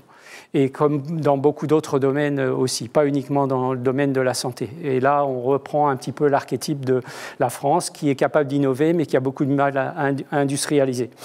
Alors, pourquoi on a du mal à industrialiser? Alors, c'est vrai, quand on regarde les sociétés de thérapie génique dans le monde, grosso modo, 13 médicaments sur 16 doivent beaucoup à la recherche française, mais il y a seulement 3% des sociétés de thérapie génique dans le monde qui sont françaises. C'est quand même très très peu. Et je ne parle pas en termes de taille, parce que la plupart des sociétés françaises, c'est des sociétés de petite taille qui n'ont rien à voir avec les licornes qui ont émergé un petit peu partout, en particulier aux États-Unis. Pour la FDA, l'évolution de la thérapie génique va aller en s'accroissant, c'est-à-dire que il y a pratiquement, à fin 2022, il y aura une quarantaine de médicaments de thérapie génique. Aujourd'hui, on est à 16 et vraiment, ça va en s'accélérant. Et c'est vrai que c'est peut-être parti dans le domaine des maladies rares, ça a surgi du domaine des maladies rares, mais c'est des technologies qui sont en train d'être appliquées de plus en plus à des pathologies fréquentes. On a parlé de cancer, on parle de maladies neurodégénératives. La maladie de Parkinson, c'est une des maladies aussi clés pour les futures thérapies géniques, parce qu'on peut synthétiser la dopamine en administrant les gènes dans le système nerveux dans le cerveau qui vont permettre aux cellules de produire la dopamine. Donc il y a des approches de thérapie génique dans ce domaine, et alors là, le marché, il est effectivement énorme. Mais j'ai aussi, si je vois comme une chance tout ce parcours, d'avoir pu vivre tout ce parcours de la thérapie génique, c'est aussi une très grande frustration. Pourquoi ? Parce que justement, les décideurs en France et les industriels en France n'ont pas anticipé cette révolution. Pourtant, on l'avait exposé il y a maintenant plusieurs années. Ça remonte à 2014. On était allé voir le G5, donc les principaux industriels français de la pharmacie, pour leur expliquer ce qui allait se passer, ce qui se passe maintenant. Et évidemment, on nous a gentiment accueillis, on nous a gentiment écoutés. Il ne s'est rien passé peut-être parce que on a regardé de haut ces malades en fauteuil. C'est eux qui viennent nous parler de stratégie industrielle et nous jouer un peu les prophètes. Et on n'a pas perçu ce qui allait se passer. Mais c'est l'actualité aussi qui nous ramène à cette réalité. Parce que je prends la crise Covid. Quand on regarde les produits qui sont aujourd'hui, les vaccins qui sont aujourd'hui sur le marché, ce sont des produits de thérapie génique. C'est les vaccins ARN de Moderna et Pfizer, c'est les vaccins viraux d'AstraZeneca, de Johnson & Johnson, et il y en a bien d'autres. Quand on regarde la liste des produits qui sont en essai clinique, des vaccins qui sont en essai clinique, et aussi en préclinique, il y en a plus de 200, 40% utilisent les technologies de la thérapie génique. Et ceux qui sont arrivés le plus rapidement, ce sont des produits thérapéutiques. Et pourquoi les vaccins ARN sont arrivés aussi vite ? Mais c'est parce qu'on utilise déjà l'ARN dans des maladies rares. Ça a été développé en particulier dans la myopathie de Duchenne et dans la myotrophie spinale infantile. Il y a des produits sur le marché qui sont des médicaments reconnus par les agences européennes et américaines. Ce sont des produits de type ARN. Et donc cette technologie, qui a plus de 20 ans, a maturé. Et si elle est d'une efficacité, on va dire, modérée dans le domaine des maladies rares, par contre, elle est redoutablement efficace en matière de vaccins, parce qu'on n'a pas besoin de produire beaucoup de protéines grâce à l'ARN pour engendrer une réponse vaccinale. Et donc, c'est aller très très vite, sans compter les moyens colossaux qui ont été mis pour aller, et puis aussi la volonté politique d'aller très très vite. C'est dommage qu'on ne l'ait pas eu pour les maladies rares. Mais toujours est-il que même si ces vaccins, on ne les appelle pas des produits thérapéutiques, parce que dès lors que c'est un vaccin, on exclut le terme, on est dans la sémantique, on exclut le terme thérapie génique, mais par contre, la techno, c'est de la thérapie génique. L'autre frustration qu'on vit, c'est effectivement la question du prix. Mais c'est aussi la question de la valeur, puisque le sujet, c'est la valorisation. La plupart de ces produits qu'on a évoqués, et je vais prendre l'exemple du Zolgensma dans la myotrophie spinale, qui est éloquent, parce que dans mon village en Alsace, on produit la Bugatti, les Bugatti, et la Bugatti Chiron, c'est une automobile, la voiture, qui, à un moment donné, c'était la voiture de série la plus chère au monde. La Bugatti Chiron, c'est 2 millions d'euros pièce. C'est l'archétype du luxe. Le Zolgensma, c'est 2 millions d'euros l'injection, mais ce n'est pas un produit de luxe. On ne peut pas assimiler ça à un produit de luxe. Alors, le prix reflète plusieurs choses, mais il reflète en particulier une chose qui sont les coûts de production, et je fais le lien avec le vaccin. Un vaccin traditionnel, classique, c'est une suspension de virus atténué ou tué. Et globalement, ce qu'on injecte dans ce type de vaccin, c'est 1 million de particules virales dans une dose, à peu de choses près, pour donner l'ordre de grandeur. Le Zolgensma, c'est un virus génétiquement modifié qui amène le gène thérapeutique dans le système nerveux, la moelle épinière essentiellement, les motoneurones, mais aussi d'autres tissus. Et les doses qu'on injecte sont de l'ordre de 10 puissance 15 à 10 puissance 16 particules virales, c'est-à-dire 1 milliard de fois plus qu'une dose d'un vaccin. Autrement dit, quand on raisonne en termes de production à grande échelle, les besoins en termes de manufacturing sont colossaux. La myotrophie spinale, c'est 25 000 patients à peu près en Europe, autant aux États-Unis. Donc, ce n'est pas juste quelques centaines de malades, c'est des dizaines de milliers de malades qu'il faut pouvoir traiter. Et ce n'est qu'un exemple. Et donc, on doit investir non seulement dans des surfaces de production, et c'est ce qui se passe actuellement. Anne-Lise a un petit peu dressé le panorama. Il y a des efforts énormes qui sont consacrés en termes de production, notamment aux États-Unis. Ça commence un petit peu au niveau européen. Et puis en France, malheureusement, on a un peu laissé tomber la production. Ça explique aussi le recul de la France dans le domaine, parce qu'on était passé du premier rang européen au 5e ou 6e rang maintenant en matière de production. C'est surtout aux États-Unis que les sites ont commencé à fleurir. Mais il ne suffit pas de multiplier les surfaces de production pour résoudre la question.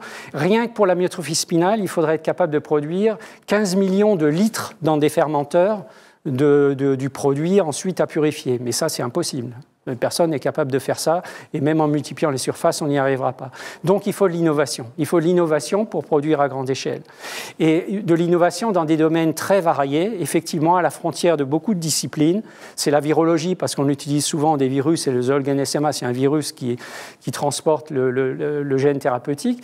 Donc il faut être capable de produire, d'améliorer des rendements de production à un niveau nettement supérieur, qu'on estime à au moins 100 à 1000 fois les rendements actuels. Donc il faut des technologies de rupture, il faut l'innovation en biologie cellulaire, en virologie, en ingénierie, en biologie des matériaux, en intelligence artificielle, vraiment à l'interface de beaucoup de disciplines. Et la France a des atouts à faire valoir dans ce domaine, parce que justement, on l'a démontré, on est bon en matière de recherche, on est mauvais en matière d'industrialisation, mais là, on a une opportunité, parce que la production est clé. Dans le prix du Zolgen-SMA, sur les 2 millions d'euros, mon estimation, compte tenu de ce qu'on sait à peu près des procédés de production utilisés et des rendements, c'est pratiquement la moitié du prix, la production à elle seule. Et ça ne tient pas compte de l'amortissement, des coûts de recherche, du risque qui est pris par ailleurs. Je reviendrai très brièvement sur le risque et les investissements nécessaires. Mais donc la production prend une part très importante dans ces prix, et en améliorant les rendements de production, en diminuant les volumes à produire, on va aussi diminuer les matières premières à apporter, et donc on va diminuer le coût de production et donc le prix de ces produits. Alors, la frustration, elle est aussi au niveau pas seulement des industriels, mais aussi des investisseurs.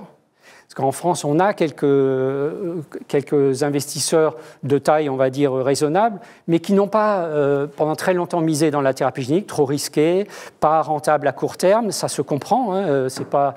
Mais là où les anglo-saxons mettaient le paquet, malheureusement, on ne trouvait pas les investissements en France. Et donc, ces recherches françaises, y compris celles qui sont issues de Téléthon. Le Zolgen-SMA, c'est un produit qui est issu de la recherche de Généthon. Il y a 2 brevets Généthon. C'était Martine Barkatz qui avait développé le produit jusqu'au stade préclinique. Il fallait trouver les cliniciens pour prendre le risque d'injecter ça à des enfants. En France, on n'a pas trouvé. Il fallait les investissements. Avec CIS, la société américaine qui a développé le produit, a dépensé plus de 500 millions pour amener le produit sur le marché avant de se faire racheter par Novartis. Et donc tout ça est parti dans des biotech étrangères avec des investissements étrangers, valorisés à l'étranger. On peut estimer à plusieurs dizaines de milliards de dollars cette perte de valeur pour la France. Donc si les investissements avaient été consentis au départ, ils auraient été évidemment largement amortis. Et malheureusement, ils ne l'ont pas été. Et aujourd'hui, c'est en train de bouger. Peut-être pas assez vite et assez fort à notre goût, mais c'est en train de bouger. C'est vrai que là aussi, l'actualité nous l'a rappelé, hein, que ce sont des technologies extrêmement puissantes qui sont encore délicates à manipuler. La recherche doit continuer, il faut raffiner ces produits, les rendre encore plus sûrs. Enfin, il y a beaucoup de recherches encore nécessaires, et puis des recherches en manufacturing. On a été, nous, association de malades, j'allais dire contraints, parce qu'il fallait produire pour lancer les essais cliniques et permettre aussi à des équipes en France et d'autres de réaliser des essais. On a construit notre propre site de production qui est devenu Hyposkésie, une société qui s'est créée avec des fonds de la FN Téléthon et ceux de la BPI. Hein, c'est plus de 80 millions d'euros qui ont été investis. Mais quand on regarde les investissements qui sont nécessaires en matière de bioproduction, Brammer a été racheté par Thermo Fisher 1,7 milliard. Paragon par Catalent, 1,2 milliard. Il y a une société assez récemment qui s'est créée aux États-Unis qui s'appelle Résilience, un mot aussi d'actualité, avec un investissement de 800 millions. Et puis à côté de ça, on a le plus gros industriel de la pharmacie en France qui communique sur un investissement sur son site de production à Lyon de 15 millions. Donc on voit que ça n'est pas à la mesure des enjeux. Et évidemment, pour que des sociétés puissent continuer de se développer les technologies et accroître ces surfaces de production, mais aussi donc ces outils de production, il faut des investissements. Et effectivement, c'est un investisseur qui est venu prendre ce risque à côté d'Hyposchésie.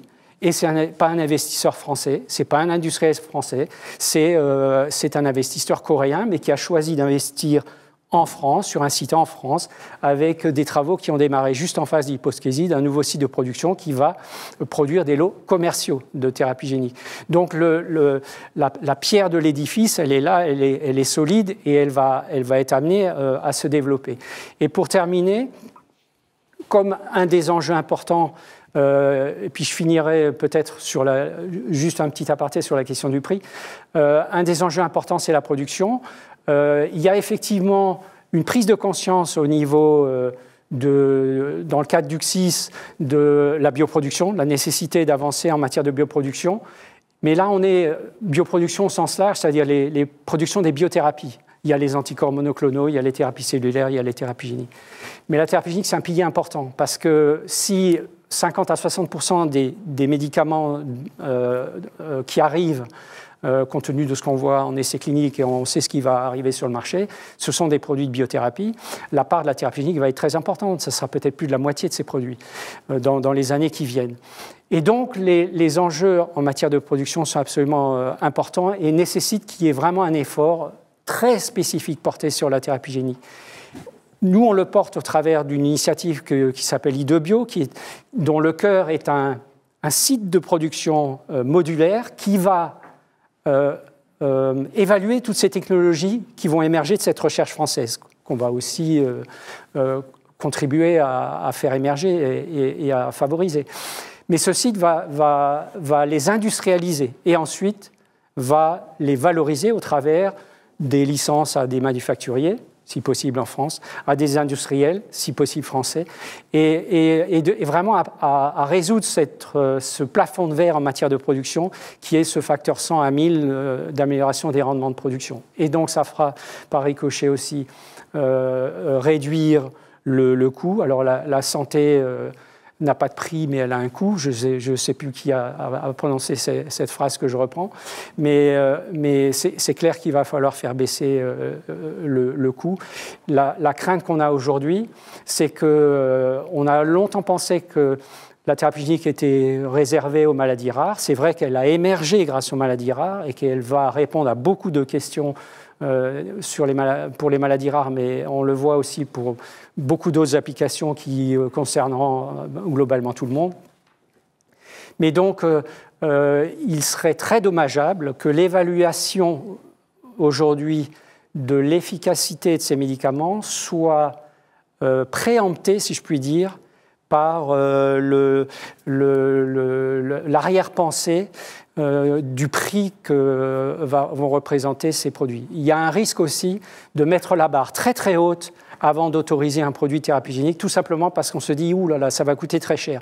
Et il y a une étude de Goldman Sachs qui avait été réalisée il y a 2 ans, qu'on avait présentée lors d'un colloque qu'on avait organisé à l'Assemblée nationale, et Philippe Berta s'en souvient très bien. Cette étude de Goldman Sachs montrait que, avec les prix tels qu'on les imagine des produits thérapeutiques aujourd'hui et l'émergence de tous ces médicaments demain, le marché du médicament mondial, qui est aujourd'hui globalement de 1 300 milliards de dollars, passerait à 4 800 milliards de dollars. Évidemment, ce n'est absolument pas tenable pour les organismes payeurs. D'où l'enjeu d'industrialisation qui est important. Et vraiment, il faut que la France soit au rendez-vous, parce qu'on a cette opportunité avec une recherche qui est effectivement de qualité, mais avec vraiment une prise de position forte de nos décideurs, qu'ils soient publics ou privés, qu'on appelle de nos voeux. et l'association que nous sommes, qui au fond est un peu au nœud de tout ça. On parlait de partenariat tout à l'heure. Ben, c'est des partenariats publics, privés et privés associatifs. Il ne faut pas oublier. Merci Serge pour ces précisions, c'est tout à fait passionnant. J'ai une question à vous poser à tous. Encore une fois, on ne peut pas louper toutes les révolutions, Nicolas. C'est trop tard ou c'est pas trop tard pour la France en ce qui concerne la thérapie génique? Non, c'est pas trop tard parce que on est au début quand même de la révolution. On est à un moment critique en fait. Moi, je trouve très important tout ce qui a été dit sur l'industrialisation, sur le fait aussi que c'est l'industrialisation qui permettra de diminuer le coût moyen et donc de diminuer les prix à terme. En fait, il y a deux aspects là-dedans, hein. Il y a vraiment, est-ce qu'on veut sécuriser nos approvisionnements, est-ce qu'on veut sécuriser notre capacité à proposer ces thérapies à nos concitoyens? Et il y a un aspect qui est celui sur lequel porte ta question, un aspect économique. C'est là-dessus, en fait, qu'il faut le plus travailler et évangéliser la société et le monde politique, parce que c'est quelque chose qui est relativement nouveau dans le domaine de la santé. Mais je pense que les thérapies géniques... Alors, je pense déjà que le moment est bon, comme l'a rappelé Serge. Enfin, comment dire, les gens se sont un peu acclimatés avec cette crise aux questions de santé, et on en parle quand même beaucoup, hein. On commence à en parler de ces questions de santé, vu aussi comme un secteur extrêmement innovant, comme un secteur de production. Beaucoup de gens, je crois que Philippe Bertha évoquait tout à l'heure la question de la désindustrialisation en santé. En fait, nous, on le savait, mais beaucoup de gens ont découvert le phénomène de désindustrialisation de la France en santé avec la crise. Y compris d'ailleurs, pardon, mais je ne vous critique pas d'ailleurs, mais dans la haute administration ou au gouvernement, beaucoup de gens se sont rendus compte que pour produire des vaccins, par exemple, tout bêtement, hein, alors je ne parle même pas de concevoir les vaccins, parce que ça, ils ne sont pas... enfin, on va avoir le vaccin Sanofi, mais en tout cas, les premiers vaccins ne sont pas français, mais même pour être capable de produire des vaccins, on s'est rendu compte qu'on avait des difficultés et qu'il fallait construire des usines. On est en train de construire des usines, hein. On construit une 50aine d'usines en Europe, on construit 4 usines en France. Donc on s'est rendu compte de ça. Donc je pense que le débat public s'est quand même un peu acclimaté à cette difficulté. Et moi je pense que ce qu'il faut qu'on montre, mais là nous on a eu un débat de fond, après il y a un débat qui n'est pas de notre compétence, mais à avoir sur les questions de communication, de relations institutionnelles, enfin, comment on fait passer nos messages. Mais moi, je pense que les thérapies géniques, c'est un bon sujet. Je pense que ça peut passer, en fait. Parce qu'il y a en France cette mentalité quand même très, très scientifique, on l'a dit, on est plutôt bon en recherche fondamentale. Il y a quelque chose qui est assez spectaculaire avec les thérapies géniques qui, à mon avis, peut permettre d'emporter la conviction et de débloquer un certain nombre de choses. Gérard, trop tard ou pas trop tard? C'est tard, mais pas trop tard. Mais quand même, ça demande un changement de modèle intellectuel qui n'est pas évident, si évident que ça, en fait. C'est-à-dire, Sandrine a appelé là, de ses voeux un nouveau modèle économique, notamment autour des discussions sur le prix du médicament. C'est pas si évident que ça, parce qu'on voit les présidents successifs arriver en se disant on va instaurer des nouveaux types de relations avec les industriels, et puis ils sont repris dans l'engrenage de l'ONDAM, de la LFSS très très vite en fait. Bon, et la question que je me pose aujourd'hui, c'est qu'est-ce qu'on va faire? À quoi il va ressembler le LFSS 2021 ou 2022 plutôt, parce que maintenant, à quoi il va ressembler en fait? Est-ce qu'on se dit, parce que là j'ai entendu hier dire les retraites c'est pas si mal que ça, l'assurance maladie c'est épouvantable, c'est 30 milliards. Est-ce que... On est à 10. 10 sur le comité d'alerte. À 10 d'accord. Oui. Bon, enfin, sur 2021 bon, on a fait pire en période de crise. Mais j'ai quand même vu des projections qui consistent à être... j'avais vu des projections sur la FSS, je voulais regarder en disant on va continuer à des rythmes de 2% par an après. En fait, on va revenir, tu vois, de 2,1, 2,2, 2,3. Donc la pression macroéconomique, en fait, sur les dépenses de l'assurance maladie, c'est un carcan qui est vachement difficile de desserrer. Or, si tu ne desserres pas ce carcan, tu n'as pas de marge de manœuvre, en fait. Hein.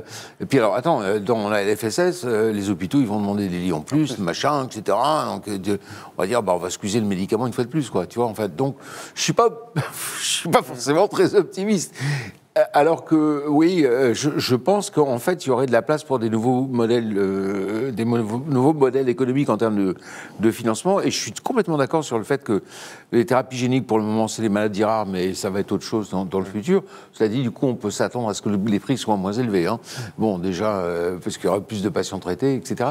Mais le modèle économique dont on parlait tout à l'heure, qui consiste à dire, je suis puissance publique, j'accepte de payer la prime de risque au départ, pendant 1, 2, 3, 4, 5 ans.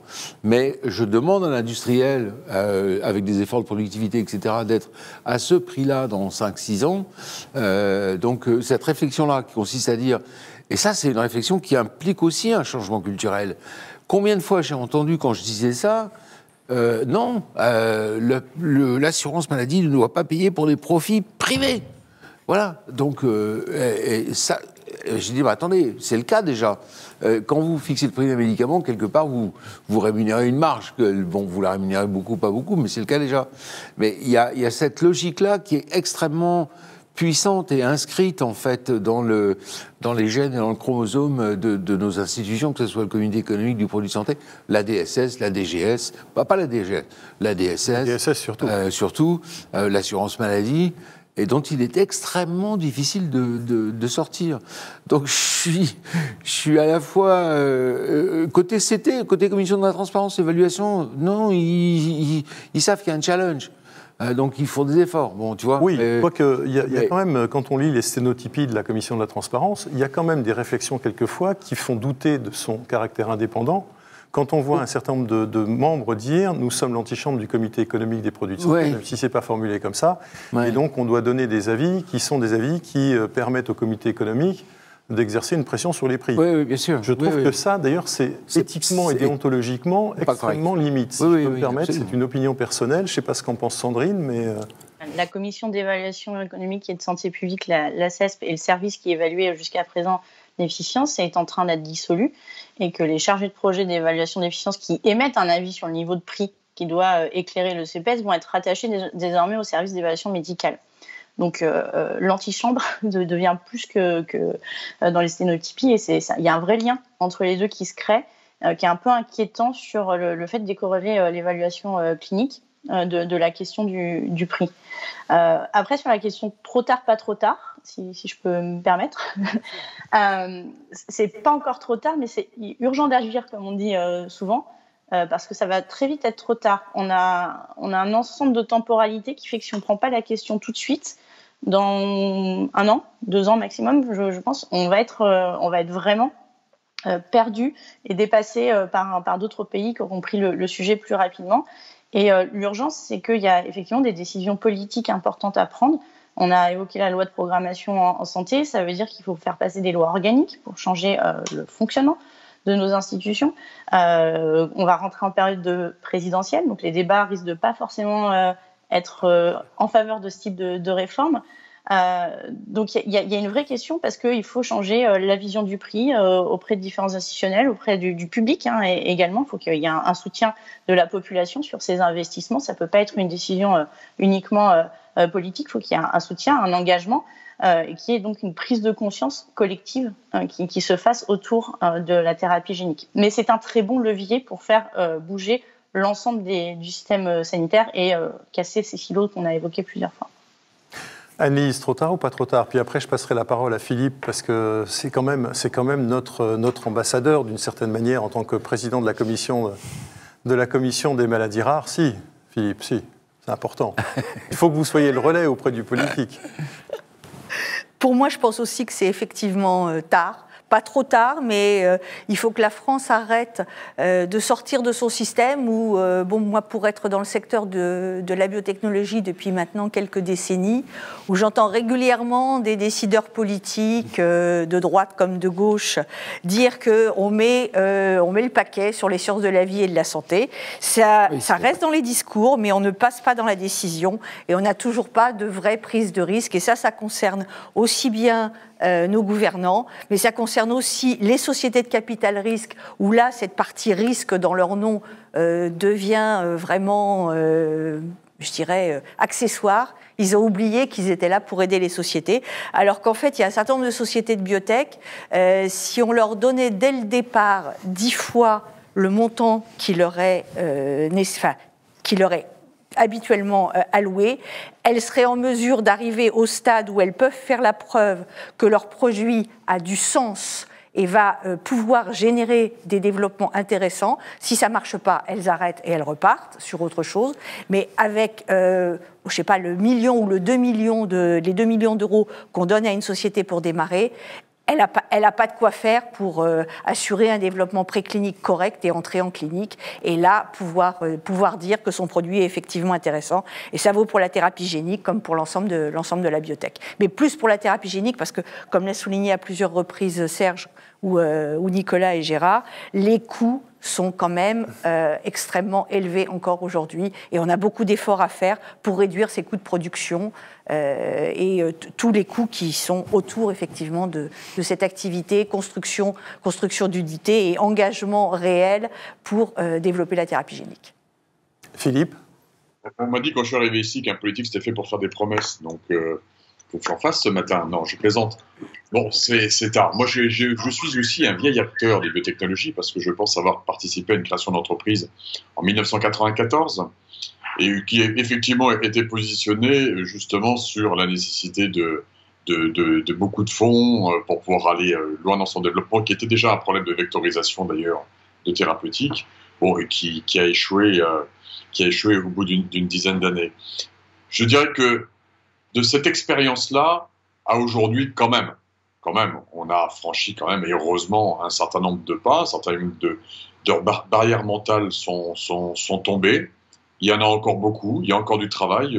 J'ai beaucoup entendu le mot relation publique-privée, le mot la relation économie-santé. Ces liaisons-là sont certainement plus compliquées dans nos métiers, dans notre domaine que dans d'autres.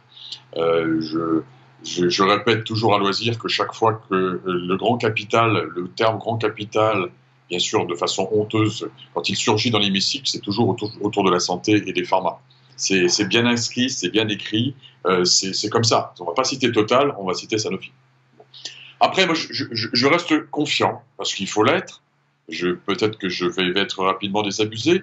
Je suis confiant parce que déjà, à l'échelle internationale, moi, je n'ai pas eu le temps de beaucoup de lecture. Moi, je vois même que des pays comme la Chine, qui était quand même plutôt très axé à la fin du siècle dernier, numérique, etc., aujourd'hui a fait de la biotechnologie, dont de la biotechnologie de santé, un acteur majeur. Après, bon, il y a la compétition des GAFAM qui se pointent à l'horizon, aussi qui vont vouloir se positionner à un moment ou à un autre, on va vite le voir. Mais je crois qu'on est dans l'ère du temps, du temps présent. Covid oblige. Je vois aussi, puisque ça a été cité tout à l'heure sur, par exemple, les choix stratégiques qui avaient été présentés par Olivier Bogillot pour Sanofi, oui, il y a l'onco, oui, il y a l'immuno, mais il y a aussi maintenant les maladies rares et les thérapies géniques. Et on sait très bien qu'il y a 2 ans, 3 ans, on était loin de ce positionnement-là. Et donc, c'est quand même intéressant parce qu'on sait quand même que ils ont un pouvoir décisionnaire suffisamment fort, qui sont quand même souvent locomotives, en tout cas, qui sont très écoutés par l'exécutif. Donc il y a tous ces faisceaux qui vont peut-être être rapidement touchés, mais pour l'instant, moi je trouve partout où je passe depuis ces derniers mois une vraie écoute, une vraie volonté. Maintenant, il n'y a plus qu'à jouer, il n'y a plus qu'à voir et à constater. Et puis peut-être qu'on se revoit dans 3 mois et puis on aura fait le constat que finalement, c'était encore un discours de politique finalement. Eh bien écoutez, c'est le moment d'arriver à la fin de notre colloque. Je voulais vraiment vous remercier de votre participation. Ça a été extrêmement riche. Je crois qu'on a abordé sans tabou un certain nombre de thèmes. Il va falloir maintenant qu'on puisse continuer à porter tous ces efforts en termes de communication auprès des décideurs, faire en sorte de faire partager cette vision pour faire en sorte que demain, la thérapie génique soit, comme dans d'autres secteurs, un fleuron pour la France, pour son attractivité et pour son rayonnement dans le monde. Et comme le disait Serge tout à l'heure, on a quand même beaucoup de chance, on a une recherche de qualité, on a un système de santé qui est quand même robuste, qui a montré qu'il avait résisté à la crise. On a des volontés qui sont des volontés fortes du côté des start-upers et des jeunes sociétés de biotech. Il ne reste plus aux décideurs maintenant qu'à avoir de la curiosité, de l'ouverture d'esprit et d'être capable d'accepter un certain nombre de challenges, de savoir prendre des risques pour faire en sorte qu'on sorte d'une logique comptable qu'on applique à la santé pour en faire une logique d'investissement. Il ne faut pas oublier non plus que la santé, c'est 4 millions d'emplois en France à l'heure actuelle et que c'est un peu comme les maladies rares. C'est un Français sur 20 qui travaille dans le domaine de la santé. Donc cette force vive qu'on a au niveau du territoire fait qu'on ne pourra pas se priver d'en faire, encore une fois, une force de rayonnement et une force d'attractivité. Merci encore, c'était passionnant. Ces 2 jours ont été tout à fait extraordinaires pour moi. J'ai appris beaucoup de choses et je vous donne rendez-vous pour faire un suivi de ce colloque dans les prochains mois. Je vous assure qu'on va se retrouver pour en reparler. Merci encore.